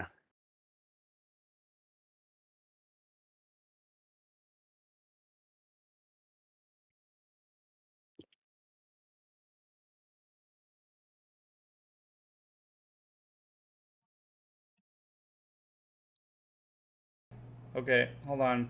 I moved my mic and lost audio. Oh, because man. I think this wire is busted finally. So that's how you know that I need a new mic. I literally moved it, and the input is like messed up. So yeah, we're good now. We'll see. It was Joe. Is it working now? Okay, yeah. We're good. Sorry. Yeah. Every time I say casino, I think of the other Joe, the Joe Pesci. Like, I don't think you realize what it is that I do. Yeah, I didn't say anything. I'm gonna extra, get up by the way. early, go down to the bank, and crack your head open. Don't have to edit that. By the time I'm getting out of jail, you'll be getting out of your coma. I'll come over there, crack your head open again, right in front of everybody. It's like, dang. I prefer Goodfellas, though. I think That's it's a better good film. movie. Yeah, but sorry, like I said, I moved my mic and it just like went haywire. Oh, man. It's a different cord. I thought this one would be better, but it looks like when I move it, I don't know if it's the input on my mic now because it's been like bent. But yeah, I need a better mic, but it's just not in the cards right now. Just not in the cards. All right. Speaking of cards, next topic. We got to move right along. Why? Are you in a hurry? Good lord. Going somewhere? Yeah, you going somewhere? I'm staying right here. Going somewhere, fool? Anyway, I'm staying right here. But speaking of video games, because that's the topic that we're going to be talking about moving forward. Talking about announcements of the video games in 2025, it looks like it's going to be a mildly good time for video games if they stay in that same release date, which we all know most of the time they don't. But it looks like they're announcing some good video games, and I'm talking about if you did play Ghosts of Tsushima which was one of my favorite games for the PS4 and PS5. Now released on the PC. That was the black and white samurai game. It was a black and white. It did have a black and white feature, but it was the samurai honor story based off kind of like the Kurosawa stories and stuff. Yeah, it was very good, very very good. And I don't have a PS4, but I watched some of your stuff and it was pretty impressive. It was very great, and they are releasing a sequel called Ghost of Yote, and that's gonna be very very anticipated for me. So this is by Gamatsu, article by Sal Romano on September 24th. Looks like they're talking about very few details have been released, but looks like this is going to be by Sucker Punch, believe the game developer Sucker Punch. So they did release an announce trailer, but still not very many details. Just we've got some trailer, so just a little bit of something to tease you on. Okay. Well, it looks like you'll have a female protagonist in this one, I believe. It looks like this is going to take place in 1603, more than 300 years after the first game. So if you haven't played the first game and you're interested in samurai, kind of like feudal Japan type stories, then I would recommend picking it up. I mean, I haven't even seen it. I'm like, yeah, let's go, So, total original story, according to them, but I would definitely at least recommend checking out the trailer. So, but we'll have some more announcements on stuff like that as it releases. But I'm actually really glad to be talking about things that are not Star Wars right now. Just new video games that are interesting, because we've had some really dull games lately. Preach, brother. Like dull video games or really bad delays. And I'm not saying that these games won't have delays either. So just keep that in mind. Really good games have been getting delays like left and right. So, but like I said, that was just something to announce on the podcast that we're gonna have like 2 sequels that are already upcoming. But the Ghost of Yute is something that I'm probably gonna be looking forward to. Also on the sequel list, we're looking at. Did you guys ever play Alien Isolation? That was 10 years ago, as of I believe October. I think I got it for $2, the Xbox 360 version at like a Goodwill store. Oh, then you didn't experience it, my man. Well, I played it. I got the flamethrower and I chased the xenomorph, and it did not end well. But I watched other people play it. Creative Assembly has confirmed that a sequel is in development for Alien Isolation 2. I don't know where they're really going to go with that. Based off the original game's ending, I'm not spoiling it for anybody. If you haven't played Alien Isolation, you have a PC that's relatively modern, I'm pretty sure your specifications are going to be able to run it. If you have a PS4 or a PS5, 360, like you're gonna say 360, it literally released in October of 2014. It is a really wonderful alien game that kind of has its own story. You do play as Ellen Ripley's daughter, I believe, right? Yeah, is it? I think it's Amanda. Sounds about right. Yeah, so you, correct me if I'm wrong, and she kind of fills in the gap, I think, between the first and second movie a little bit, but like it does it really well, and it really capitalizes on the whole point of being useless, not being able to fight back. Yeah, you're not a colonial marine. Having to think your way out of a situation and not just fight. So you do get that flamethrower, but you'll be able to You still have to run. You Oh still have to yeah. find your way out of stuff. So, And I had everything in the forgotten. game is live action. Like everything in the game is like you. There is no like real pause. I mean, there's a pause button, but your inventory when you like get into computers and stuff, everything is live. So you could be reading a message and you'll get gonked by the alien. Like, Go say something real quick. yeah. So I had forgotten the fact that Amanda Ripley was actually the name of her daughter in that deleted scene from Aliens. Remember how they're saying like, "Oh yeah, you've been drifting for 57 years," and she was gonna go see her daughter for her birthday, and it's like, "Oh yeah, here's what she looks like," because she had like her whole life. So that's kind of cool that they dipped into the lore to do that. Yeah. And that's why I'm like wondering what they're planning on doing with the second game. Because it was supposed to kind of fill in the gap for the, Yeah. did you ever beat it? The whole filling. No, I didn't. Oh, okay. I basically just toyed around with it. I mean, I thought, well, it's not an action game, so it's probably not for me. But then I had a coworker that really convinced me. It's like, oh, you got to try it. And I saw it on the shelf at, like I said, at this thrift store for like just a couple bucks. It's like, well, why not? Take it home, try it out. And of course, the problem is I tried to play it like an action game. And it's like, I know this is not going to work. I can't take the alien down hand to hand, toe to toe. It's not going to work. So, but it was fun to just kind of wander around and have jump scares.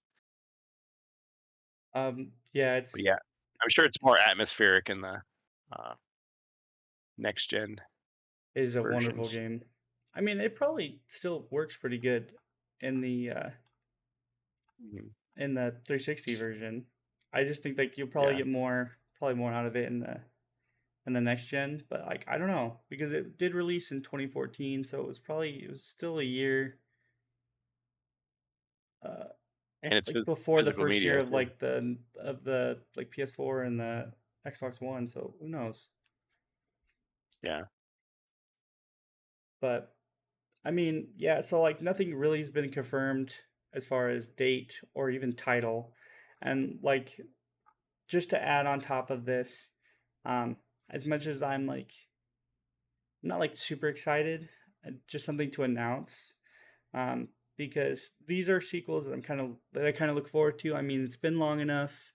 I mean, besides the Bloober one, that's just something I was talking about. But like, these are sequels that like they've been long enough that like maybe we'll pop out a sequel for it. Um, it's not like we're like hurting for money or like it's just something that we want to like work on. This one here kind of seems like it could go either way.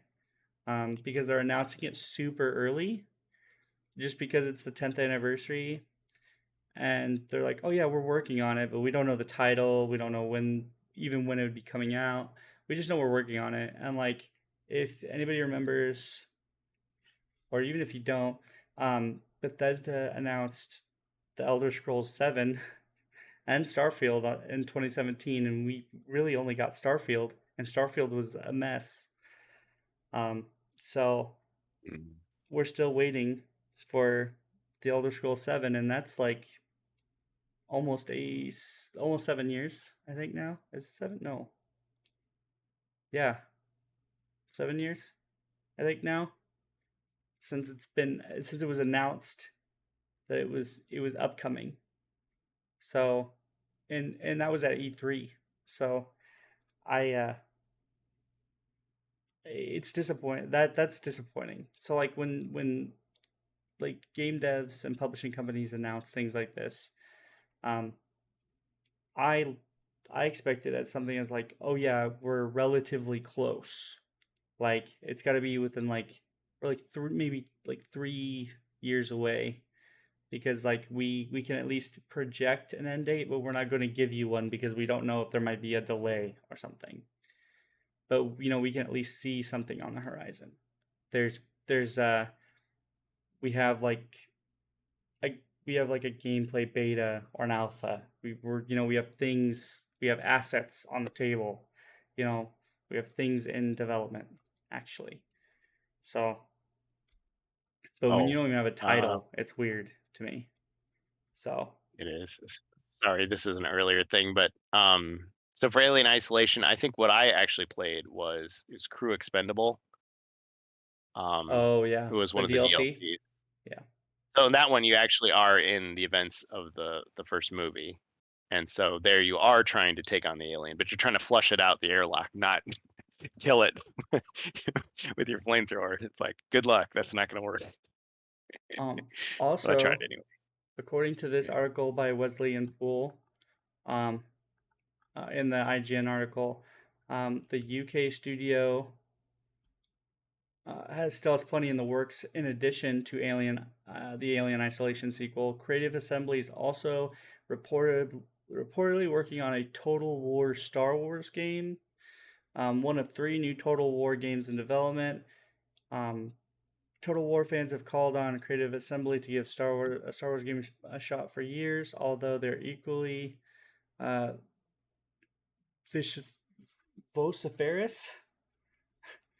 They're Vociferous? vociferous. Man, I can't read either today. This text is like super small.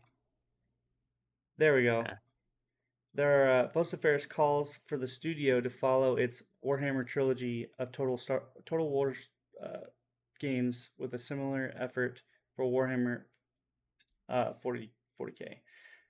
Sorry, I'm Or starting to Warhammer. get like Yeah. it's starting to get late, and like I don't, for some reason, could not get that word down. So get your laugh track out. TheRantCast. But yeah, so I don't know, like I'm not sure what I feel about that though, like because a lot of the Total War games nowadays have kind of been like money pits. Like they're like I think I have the Oh, really? 3 Kingdoms. Yeah, it's just I mean it's fun, but there was a lot of like I don't know about microtransactions. I know there was some money stuff involved with the Warhammer one, like the Total War Warhammer one. Like there was like you like in order to buy certain factions you had to pay extra. So I don't know how I'm gonna feel about like a Star Wars game, but we'll see. We'll see when there's more to be announced. Vociferous. Sounds like a bad guy in the Tolkien universe. Moving on, according to the PSU article here by Michael Herodance, did you know that Brutal Legend is 15 years old now? Dang, I'm old. Yeah. For those of you who are not aware of what that game is, Brutal Legend released on PS3 first from the publisher Electronic Arts on October 13th, 2009. In the US, UK, it was October 16th. Action adventure title was, I believe, co op, but it was a game starring Jack Black with the front action to describe a journey through the layers of rock, I believe. It had As in. kind of like RTS elements, but it was a third-person action adventure game. But it did have a lot of RTS mechanics. It was really cool because you would go through an open world, and then when you battle, you would transform into a demon, and you'd fly over and you'd command like soldiers to do stuff, and it was really cool.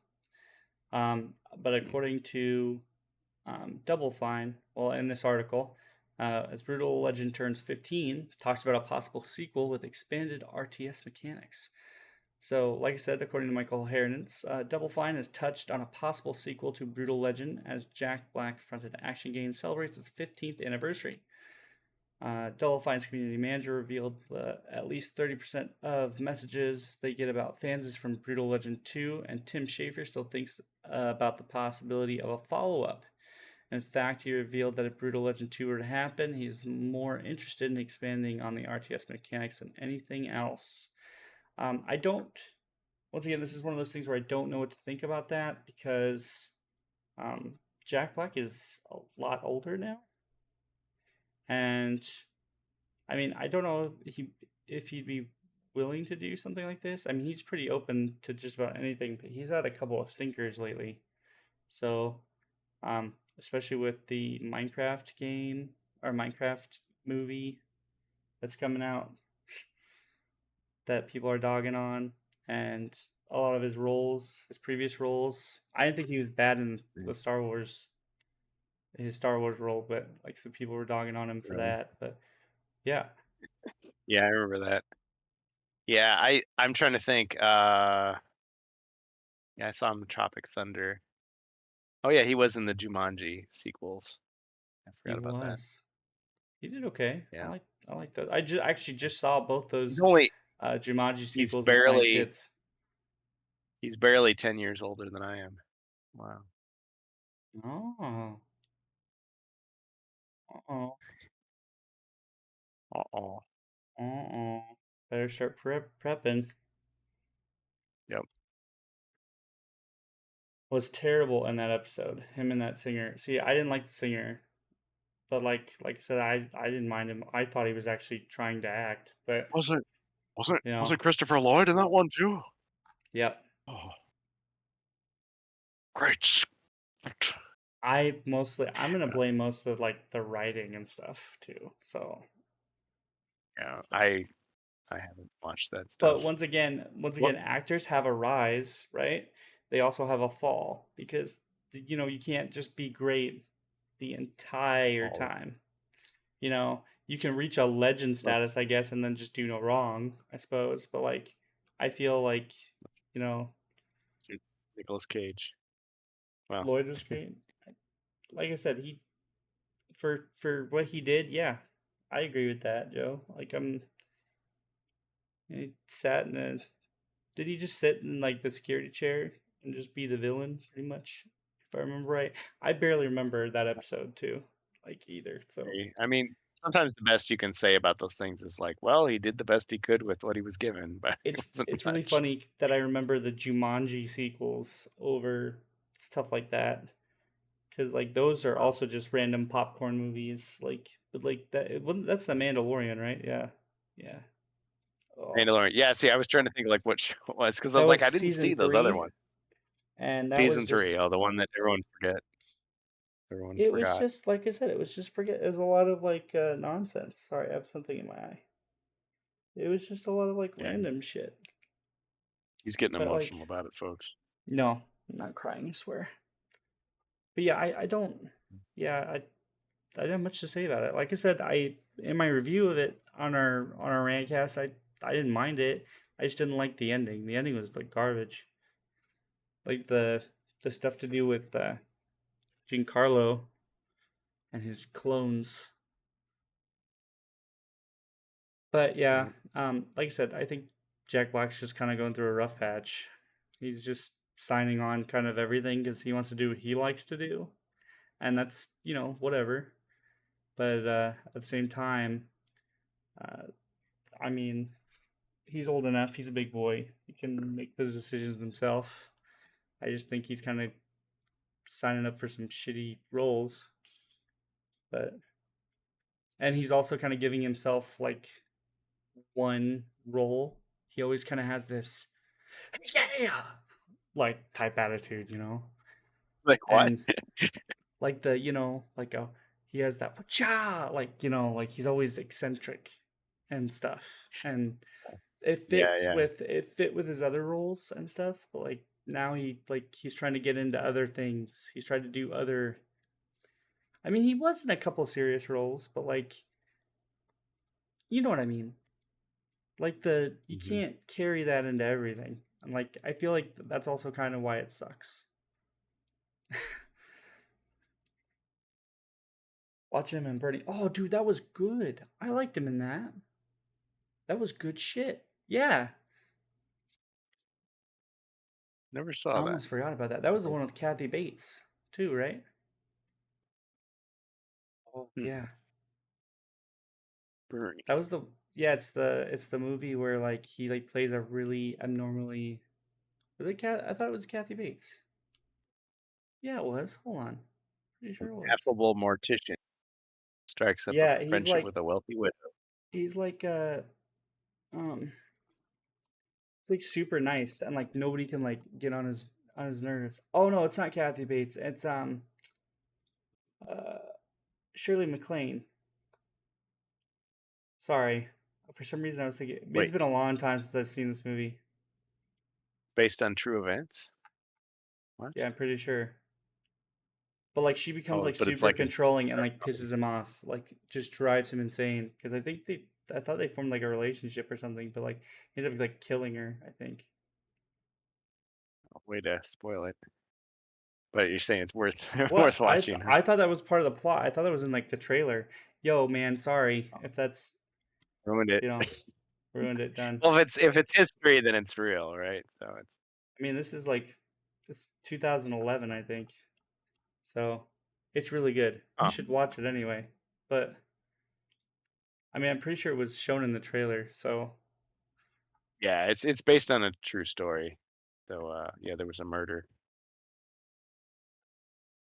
hey, Bohemius, are you still there? Because I'm pretty sure there's a debate headed your way on Oh this next man, topic. you'd say this was going to be a cage match? Did you know that Steam now has to warn customers they're buying a license and not a game before they continue payment? What? Isn't that what it So, always was? yes, kind of. We brought this up a couple times over, I don't know, several rantcasts. That for the majority of the PC market, and this has been for what 10 plus years or more, um, because ever since physical games in the PC space started dwindling, we people mostly had to start going to digital, and I mean people were going to digital, and that's kind of the reason why they were dwindling. Um, but people always could revert back to like buying for console, or you could special order your games to be physical copies. Well, some, but it's not just Steam, Yeah. not just Steam. But with this, once again, this article, IGN article by Wesleyan Poole, uh, stating that the change to Steam comes after California Governor Gavin Newsom signed a law forcing digital marketplaces to make it clear to customers that when they buy media, they only buy a license to that media. The law AB 2426 prohibits online storefronts from using the words buy, purchase, or any other term which a reasonable person would understand to confer an unrestricted ownership interest in the digital good or alongside an option for a time limited rental. The law won't apply to storefronts that state in quote plain language unquote that you're actually just licensing the digital content and that license could expire at any time, or to products that can be permanently downloaded. Companies that violate these terms could be hit with a false advertising fine. Law came in after a number of high profile cases in which gamers saw their video games deleted following a server shutdown. Ubisoft sparked a backlash after it deleted the crew from player libraries when the game servers went offline, meaning those who paid full price for an open world racer could no longer play it. So they even added offline modes to both the Crew 2 and Crude Motorfest, but said it wouldn't bring back the original following its shutdown in March. Yeah. So and it was like I was talking about before, because of that, right? Because a lot of people lost a game they liked. They bitched about it, and now they're putting this warning in because we don't. So you put the warning out so nobody like bitches about it or follows up the legal thing, even though we know by common sense we know what we're doing when we hit that button, right? You know that when you hit that button, you're technically not owning it. I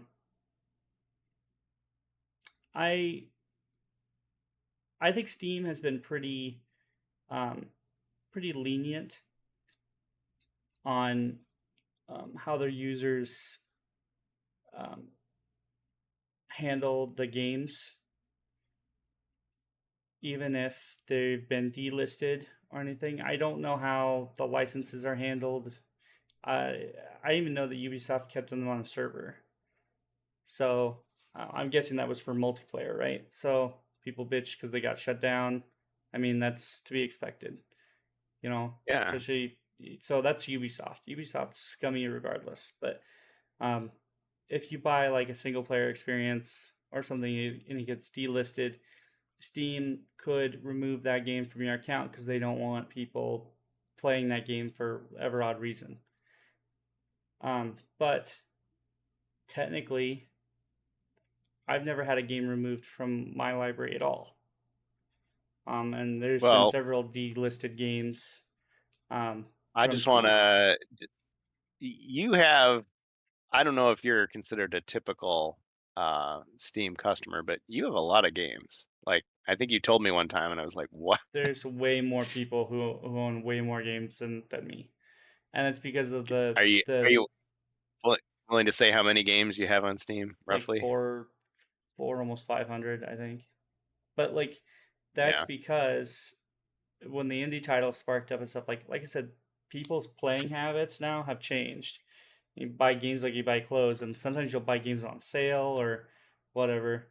Yeah, you've told me about those sales, and I've bought some games on your recommendation, and it's like when they're cheap enough. But yeah, I go for the physical media. So, I mean, my reaction to this is kind of like, I mean, I'm glad they're being upfront about it, but I also don't like the idea. Like, I don't know, was I just kidding myself when I was thinking like, oh yeah, I can keep this game forever, and they're not going to be a dick and like take it away. So But I mean, I know like on the 360 that happens with their digital library. They've delisted games there, and I mean people like have like put them up online to download. I mean, I guess it's technically breaking the license agreement to do that, but it's like you just can't get it anymore. So if you paid for it, you're out of luck. For example, and I'll see if I can bring up Steam right now. For example, Battlefield, I think it's Battlefield Bad Company 2 is no longer on Steam. You cannot get it on Steam. It's been delisted. And I think it's because of the multiplayer or whatnot. I can't remember. I should still have that game in my library. Now, could be wrong. Last time I checked, Bohemian's got a comment. Still in my library. They're panicking and losing control of the player base. Who is?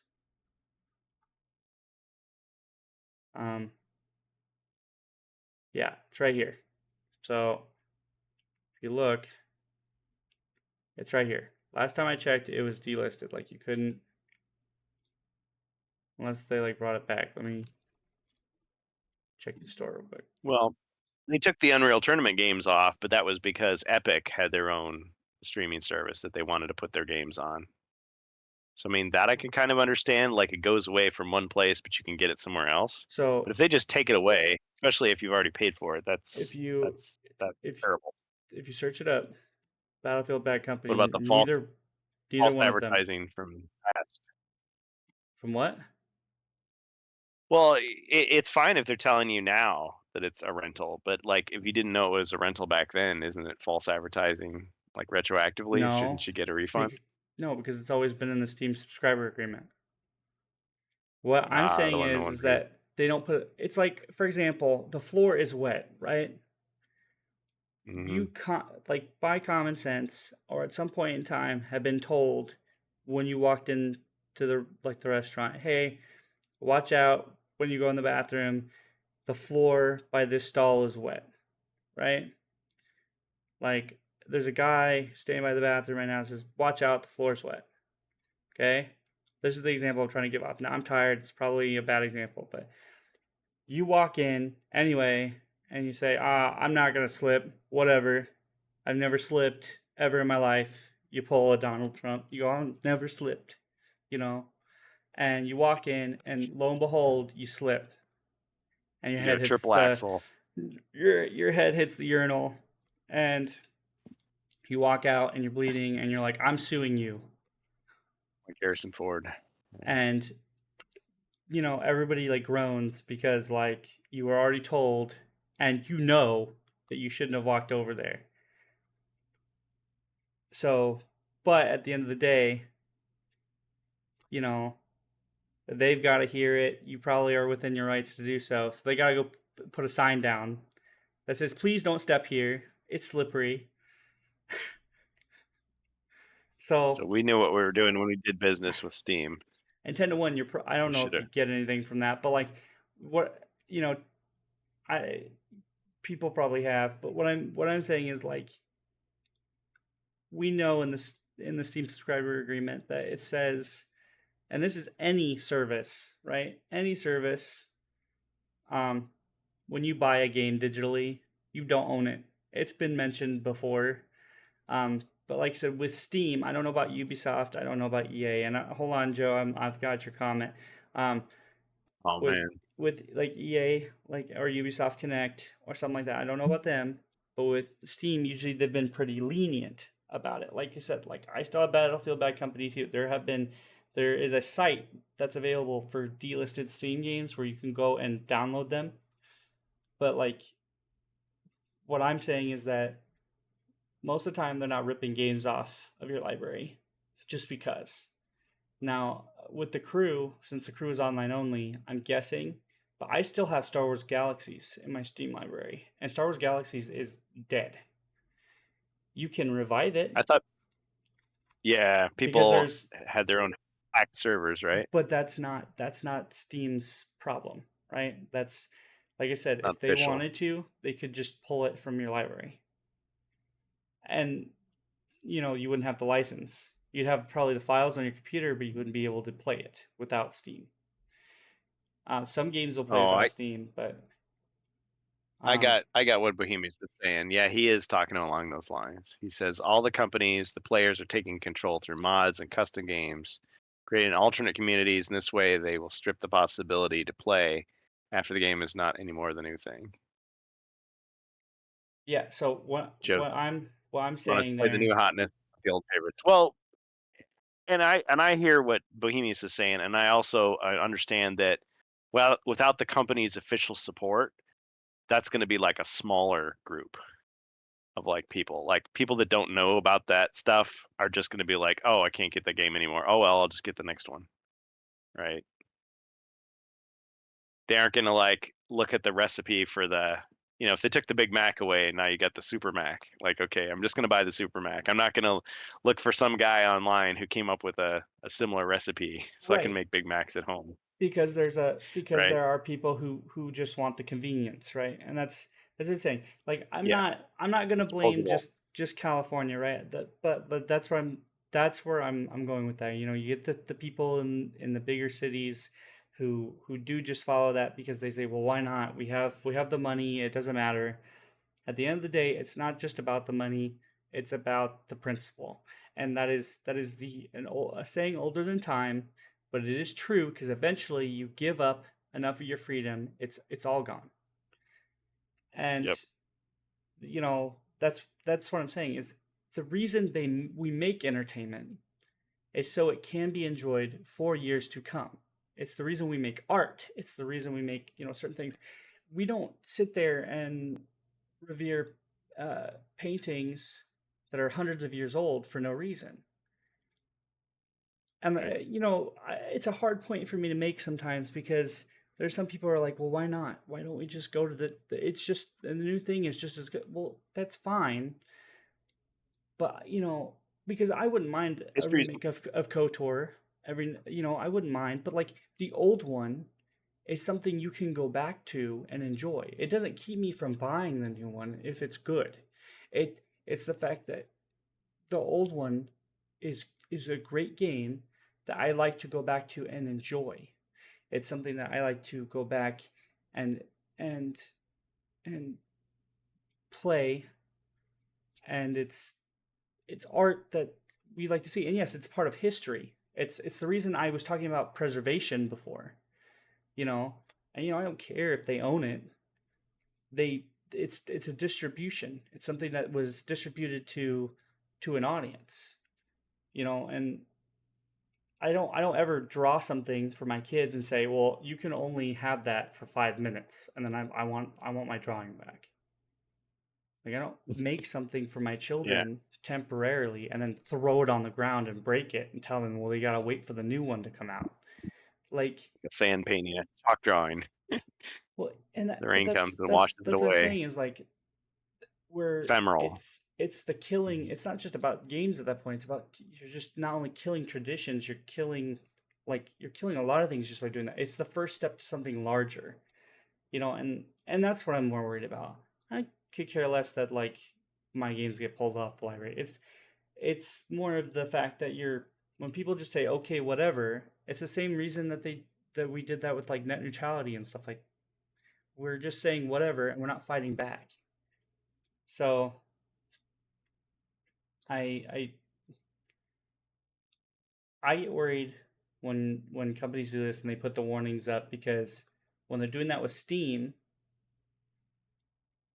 to me it makes it feel like Steam has to start pulling games off the library now, or out of your library now, more Yeah, often than they used to. Like, I can the almost hear it leniency is now. gone. Isn't this always how it goes though? Like a law gets passed or something gets in a TOS, and it's like people will react and say, "Oh, but they're not really going to do it. They're just saying that if they, it probably won't happen." And then it happens. And then it's like, "Dang it."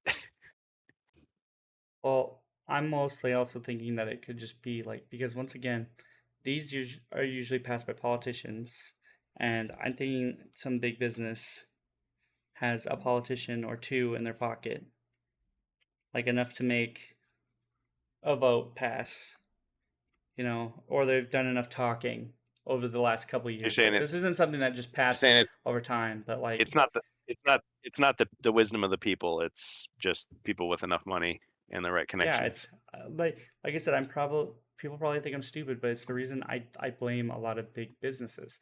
It's the reason I think um, businesses should revolve over time and not stay the same for long periods of time. That leads to monopolies. That leads to corruption, and it also leads to where we're at now. I don't just think it's like politicians and stuff too. I think it's like the fact that we have corporate conglomerates and stuff. It's a big issue. We have people who don't know how to, one, either pass the torch or uh, die out. You know, I don't know Yeah. how else to say that. Like, Well, they're so self-interested. businesses, I mean, it's like it makes a certain amount of sense. It's like, okay, if I get to the top, I want to stay there, right? well, yeah, And that's yes, preservation. it's like It's it's like Black Panther. I could just every year somebody comes to challenge my rule. Oh, I got to fight this guy again. It's like, oh, well, of course I'm going to win. It's like, no, I'm going to change the rules so that no one can challenge me in the future. And so then you stifle innovation, and it's like, well, why am I trying so hard? I don't have to do that anymore. And so then quality goes down, and it's like, oh, it's the fans' fault. It's like, no, it's your fault. You got too okay. successful. Yeah. Let me respond to that, Bohemians, real quick. Oh, I think he's got a point, though. I mean, apathy is on their side, right? Yes and no. Let me make sure I'm getting this correct here.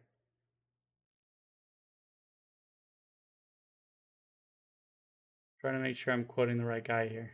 Give me a second. So, back in January, right? We had a Ubisoft director. Now, this is the guy who is, um, this is the company that's losing people, right? Which I'm coming to that topic, right? This is the company that just like has been pumping out like shit show after shit show.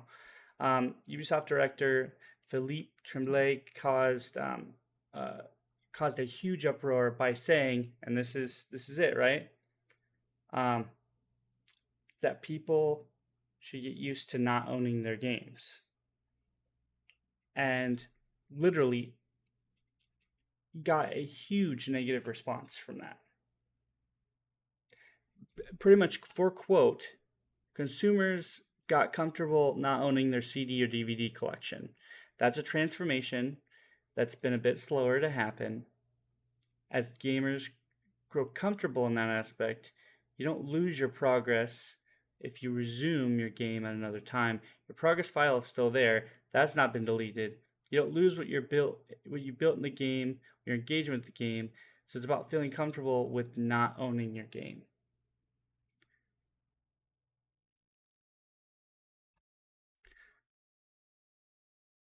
And pretty much the same response, right? I don't think that people don't think they have a choice. I think it's more that if they keep pushing, people are just going to say whatever. Or they're going to get people that just don't care. They're going to get people that don't care.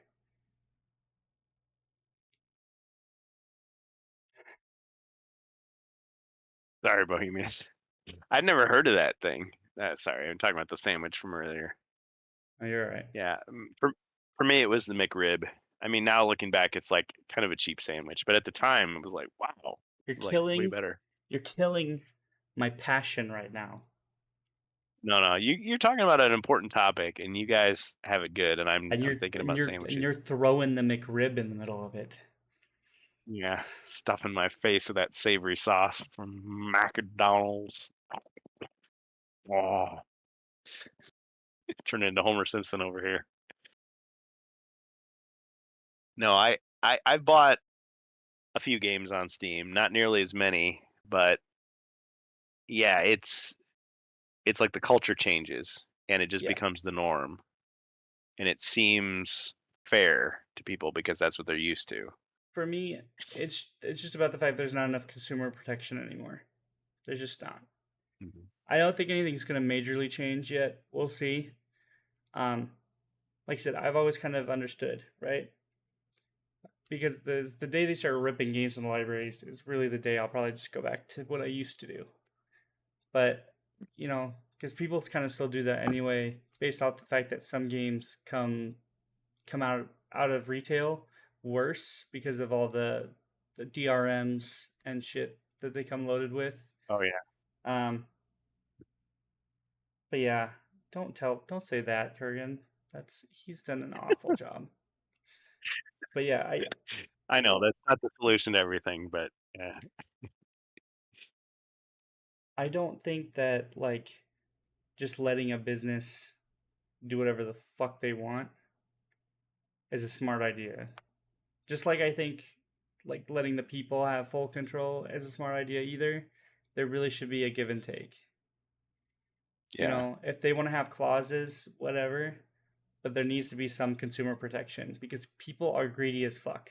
That's at the end of the day, we all have skeletons in our closet. And when there are people up at the top of the food chain like that, they're gonna do like shady shit.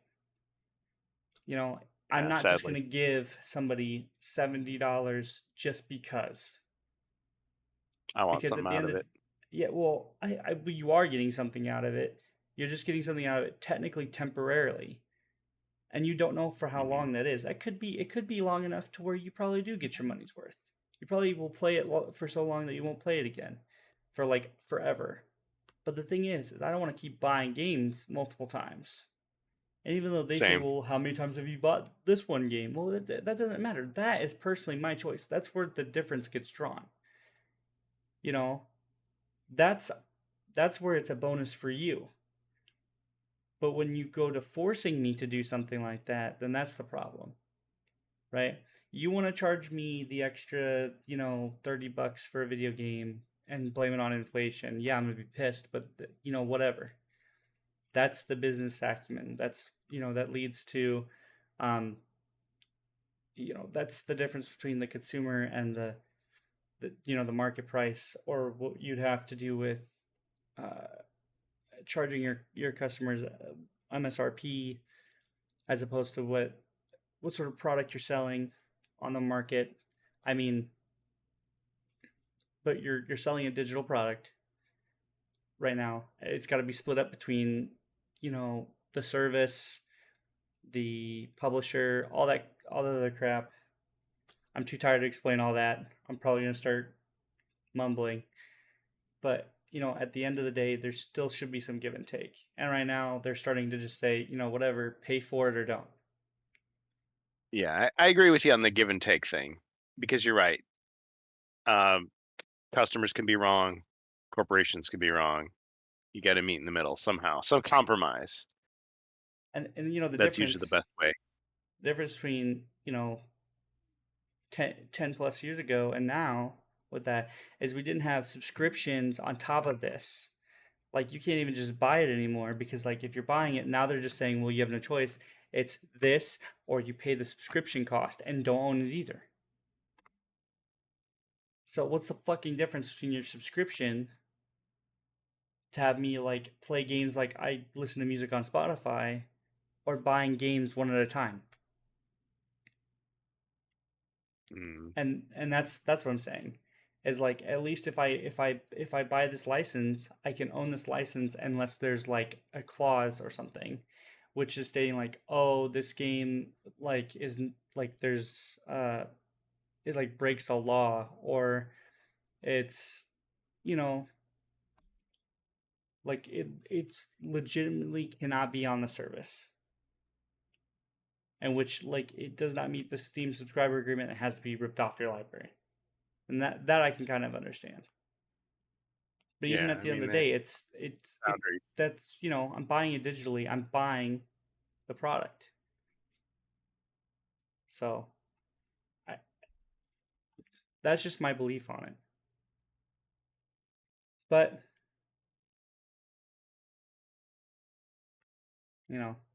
moving on, because we've got a couple more topics to do before we break. Do you want to break, or because it is 11:30?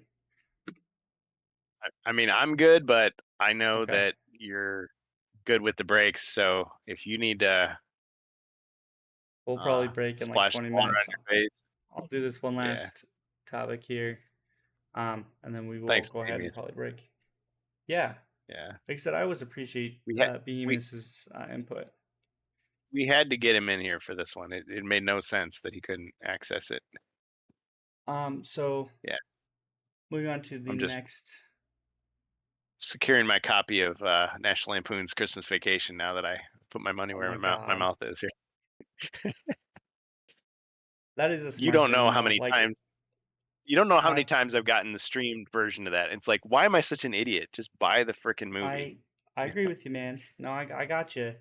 I've got on physical media too, but like that's something I should have done a long time ago. I don't have enough physical media for DVDs. I should have gotten it. Should have gotten it taken care of a long time ago. Man, you can get some cheap DVDs now. Now's the time. Like, just go dumpster dive in at Walmart or wherever. Go to your local thrift store. Is like any other streaming service. Microfiber cloth. I feel like you reply, or like our stream is a little late for you. What is like any like buying it, or what I was saying? Or is he saying what's the difference? Steam is no different than other services. Yeah, because what I was saying was what the difference was between buying it now and just getting the subscription service. Oh, yeah, I get what you're saying, Strange Bus. So you're saying like you pay the subscription fee and you get all the stuff you want, but once you cancel the subscription, it's gone. Or you could buy an individual digital release, once they rip it off the library. Same terms. Yeah, they could just say, "Oh yeah, you bought it, 5 years ago, 2 weeks ago. Well, now it's gone." Well, when you sub to like a service, like for example, like the Ubisoft Connect or the Ubisoft Plus, they have a selection of games, right? With game streaming, like they'll have a library of games, but like eventually they'll cycle those.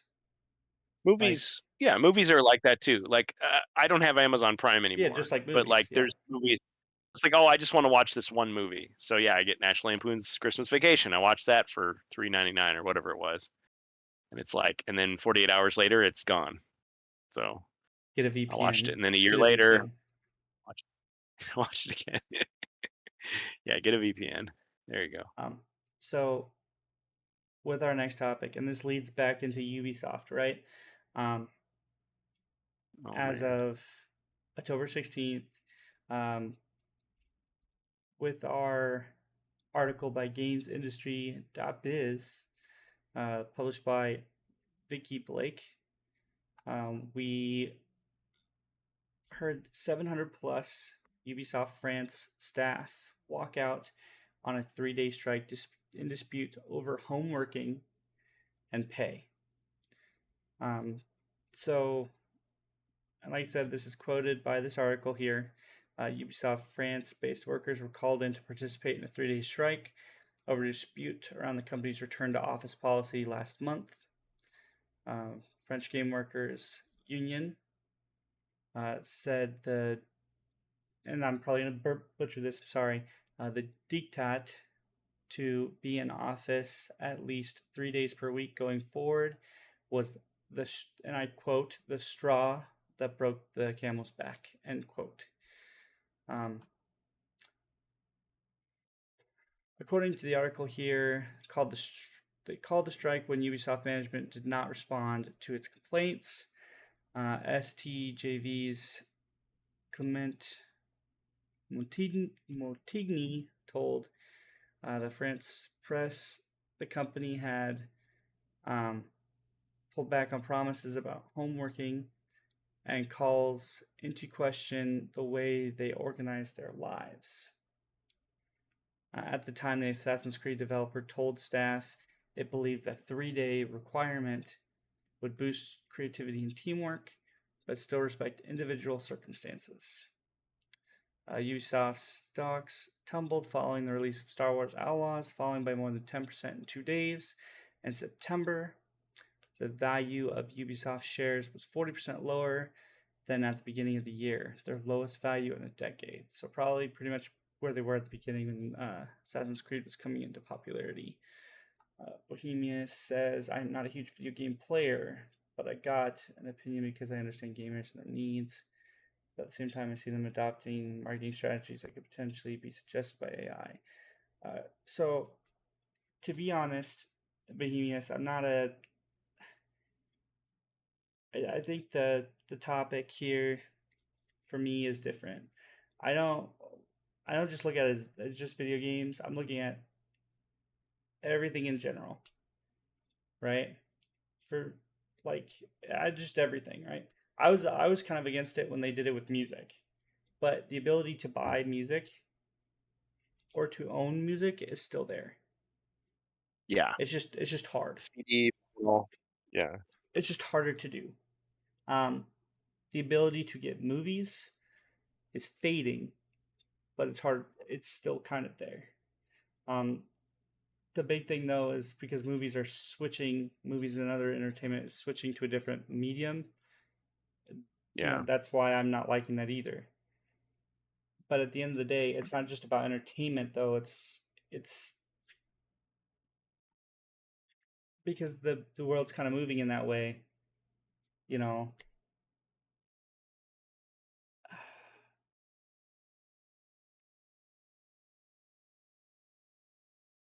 So you're saying the gamers adopt marketing strategies, or what? Because I mean that's a whole different thing, man. I'm just mostly talking about like just the corporations in general, man. If you're talking about like how like popular gamers use marketing and whatnot, like I don't like that either. But like we can separate the two. Like I said, like people are greedy at the end of the day, and there just needs to be a give and take there. And like I said, there used to be. It never used to be always even, but there's a very wide gap here. Very wide gap. So, and like I said, we're moving up. We're trying to evolutionize how we view our entertainment, but we're going backwards in the process. I can kind of understand getting rid of some physical media because it's costly, but they're trying to get rid of most of it, if not all of it. And it really doesn't cost that much to make that stuff. But also on top of that, they're trying to make it so that you don't own any digital product you buy. So yeah, but like at the same time, man, that's where they'll fuck up too. So I mean, there hasn't been a smart thing a corporation has done using like doing stuff like that. So I Well, don't I don't know. Like I know it's a small example, but I see it like again with the HeroQuest situation. Like they're doing their best to get the loyalty of the fans. They wouldn't have to do that. They could just say, "Screw you guys. We don't need you anymore. We're just going to make HeroQuest something else, and we'll only appeal to the people that want that, and we'll make it all digital. Screw your collections. Just go with that." But instead, they said, "No, we're actually going to listen. We're actually going to change like our plans." Like moving forward, and you have something like Sonic the Hedgehog, like people didn't like the design of the character, so they redid it. They spent money to change it. So it does have an effect, not always. Release the Snyder cut, they release the Snyder cut, and then people always complain about that. Oh, those fans, they whined, they complained, they got what they wanted. Now we're talking about a delivery system for these products. So it's kind of a bigger issue than just like one movie, one game, one franchise. I get that. So what would it take for it to change? Well, the companies would have to decide we're going to lose more money if we continue on our present course than if we change course based on what people are saying. But yeah, if we think, if we're a corporation, we think the majority of our customers are just going to buy whatever we say and we don't have to change anything, we can just keep on the present course, then we'll do that. We'll keep going all digital. We don't have to make these discs. We don't have to ship off physical. we're losing you, Kurgan. You're you're you're dying out, man.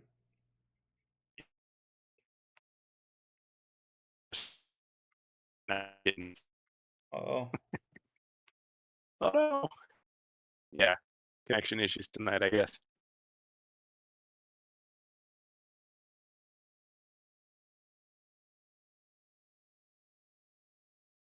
you back, bud? Yeah, was I glitching out? Yeah, you're back though. I think. Yeah, yeah. Rings of Power sucked. Still bitter. They're still bitter. Yeah. So you guys are hashing it out. I think that it would be like for every person that made like like a HeroQuest figurine or um, like made their own model or piece or board, they'd be getting like a cease and desist. Wow. Like you can't Yeah. like you can't do that. Yeah. If they Um, just tried to take it all away, there would be such a backlash. But I mean, legally, they could change a few things and do it. It would be a stupid move, but they could do it. and that's what I'm saying. Is like with businesses and consumers, I think there is a give and take there, right? And I think lately Hmm. there have been a lot of stupid decisions made by bigger businesses. They've made decisions that have turned them around, but I don't think they're planning. I don't think the decisions that they make, like these decisions, I don't think they do that with the intent, um, like they know what's going to happen. I think they're pushing and pushing and pushing until eventually it just happens. They get what they want. Like Yep. because like I've said before, if they push and they get backlash, yes, they back up, they take the steps back because it of course it's a stupid decision. Like if I like charge an ice cream cone and it's been I don't know like $5 for a medium cone or something for years, and also we jack it up to $9 and people flip the fuck out. Like yeah, we'll probably back it up a little bit. That doesn't mean we're not going to like upcharge you again. Um, or like for video games and stuff, this isn't the first time they've tried like doing stuff like this. Or for music or anything. Like I said, we just wait. I've said this before with Star Wars. We wait for different generations and we see how how people react, how people deal with it. So, I'm a firm believer in that because like when I operated a business, I didn't last. I haven't been around that long to be able to handle like different generations of people, but I have seen the difference between how certain people react, and like when you're like dealing with people or you're selling a product to people, not everybody's going to react the same. So even though I'm not liking it, like you, Behemoths, you're kind of indifferent about it sometimes. You might get somebody who really just doesn't give a shit. Maybe they have a lot of money or they just don't care. But that's why I tell people to vote with their wallet on that. Which is mostly why I'm like gonna keep my eye out. And if they're really stingy on that on Steam, I probably will not get my games there anymore. Or I'll probably be finicky about how I get my games there. And I'll find a way. Like I said, I'm a busy man. Like my game time's very spare anyway, but such is life.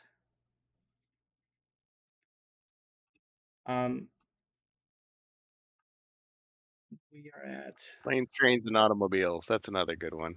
Should add that to for my collection. movies. Yeah. Oh man, yes it is. Yeah, that's another one I've rented movie. Like, what was I thinking? Yeah, see, I don't think about it all year, and then it comes around. It's like, dang it. So what am I doing? I would break, but we are down to our last topic. So, that's the topic of the title, pretty much.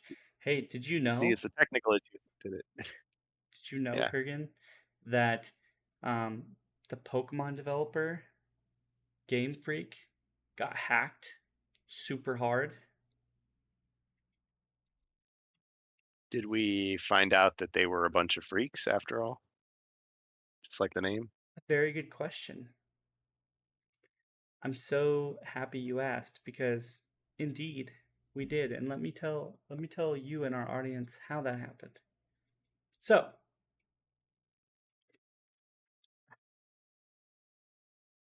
according to this article by Nintendo Life and Forbes, starting with Liam Doolin, as of October 13th this year, Game Freak has acknowledged the leak in an official document, or official statement. A third party apparently gained unauthorized access to the company's server earlier this year, accessing personal information including names and email addresses of current and former employees. Source code, new games, past projects, beta Pokemon designs that were never used, and also reportedly, some older beta project DS games, I believe, were also uncovered. So here was a translation from Game Freak. Let me go ahead and pull this up here. The Game Freak Inc. CEO, herein referred to as our company, has discovered that personal information of employees and others was leaked in connection with unauthorized access to our server by a third party in August 2024. We sincerely apologize for the inconvenience and concern caused to all involved. Responses to individuals' personal information has been leaked. We are contacting the affected employees individually. For those who cannot be contacted due to resignation or other reasons, we will notify them through this announcement and set up contact point to respond to inquiries regarding this matter. Furthermore, this is where it gets juicy and interesting, by Danny D. Placido, as of October 15th in Forbes. So it wasn't just personal information that was released. What attracted the most attention were the unexpectedly adult stories, concepts, themes within the unused Pokemon lore the Game Freak employees had created during the conceptual stages of design and writing. Much of it reflected traditional folk tales and mythology of the real world. There's even a creation myth featuring a clash between gods. These Pokemon that were in these adult stories featured Typhlosion, Octillery, and Slackoth.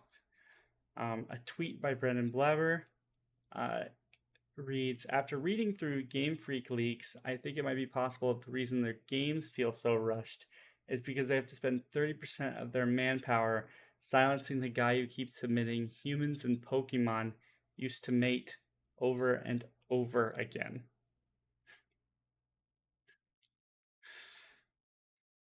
Yikes. Oh, yep. Yep. It's like, you guys need to get back to work and stop. Listen, there's some stories from back in the day. Walt Disney himself had to step in.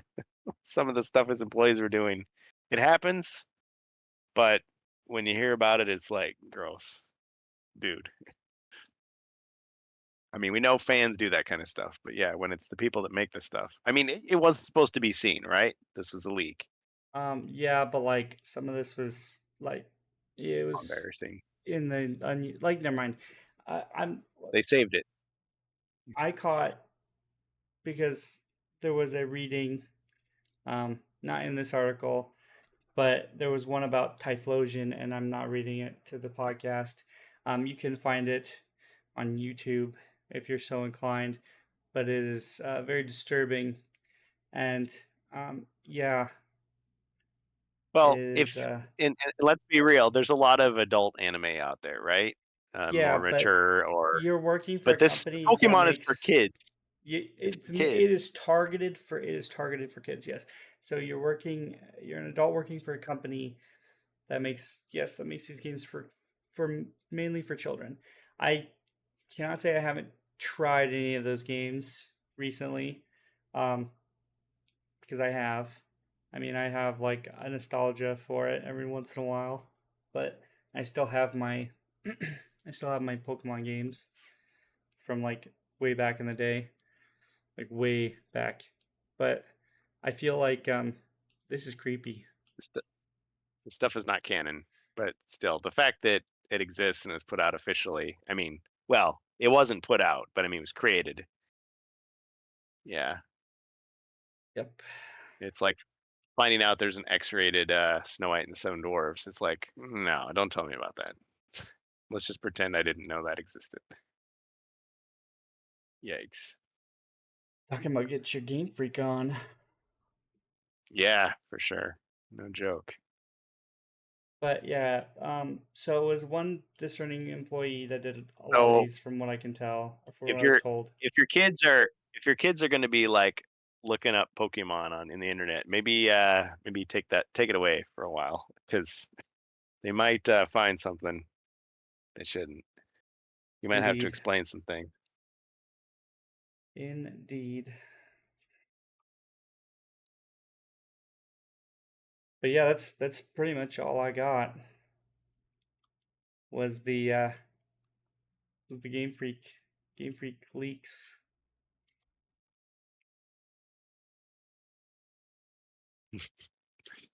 We can't have nice things. Oh man, everything gets ruined after a while. But yeah, following that, do we have any other comments in regards to the topics we've had today?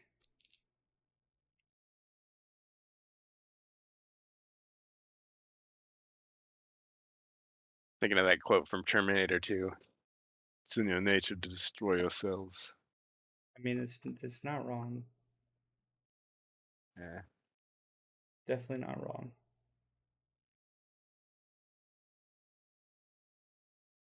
Well, it's been a rant cast. Definitely has. It's been a tiring rantcast. I've never had that many I haven't had that many topics in a long time. I feel pretty good. Pretty good. Very nice. But before we end, I want to thank everybody for listening to us. I know it's kind of been I don't know. It hasn't really been a weird one. We've had, we had some technical difficulties, but they weren't as bad. So I think it was okay. I think it's been an okay night. We got a pretty good amount of topics, and we had some HeroQuest news. Yes, October 25th, you do Luca Pasci, so I'm kind of looking forward to that. Yeah. I mean, he's done interviews before in like Italian and stuff, but I'm trying to think if he's done a video interview in English about this yet. So might be a first. But of course, I have the benefit of so much time has gone by, so much progress has been made. I'm looking forward to it. Okay. But that'll be on HeroQuest fan stream before the game stream. So like an hour before the game stream starts, we'll be talking. And then next weekend, you and I will have to decide, if we're going to be around, if we can do a rant cast, if we've got stuff to talk about. We'll put it up. We'll put it up for. We'll put it up on the table. We'll talk about it, and then. Yeah. Well, and if not, I mean, if we, the way it usually goes is, I mean, if we have to skip a week because of stuff that's going on, we just pick up the next week. We'll just do the next show when we do the next show, and we'll get to all the things that we want to talk about. I'm looking forward to editing stuff and then getting the cast out on Spotify and whatnot. But we gotta do some editing. Gotta edit things. Spread horizons. Broaden our horizons. Yeah. Well.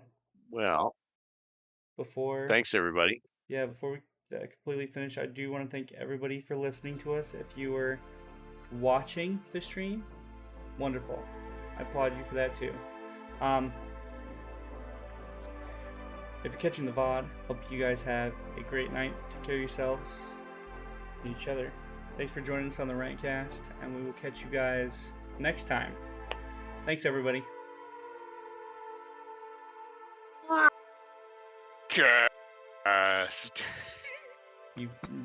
We got nothing that time. Absolutely nothing. Rantcast. There you go. It's like I can't even. Yeah, that's just very understated. Rantcast. Night, everybody.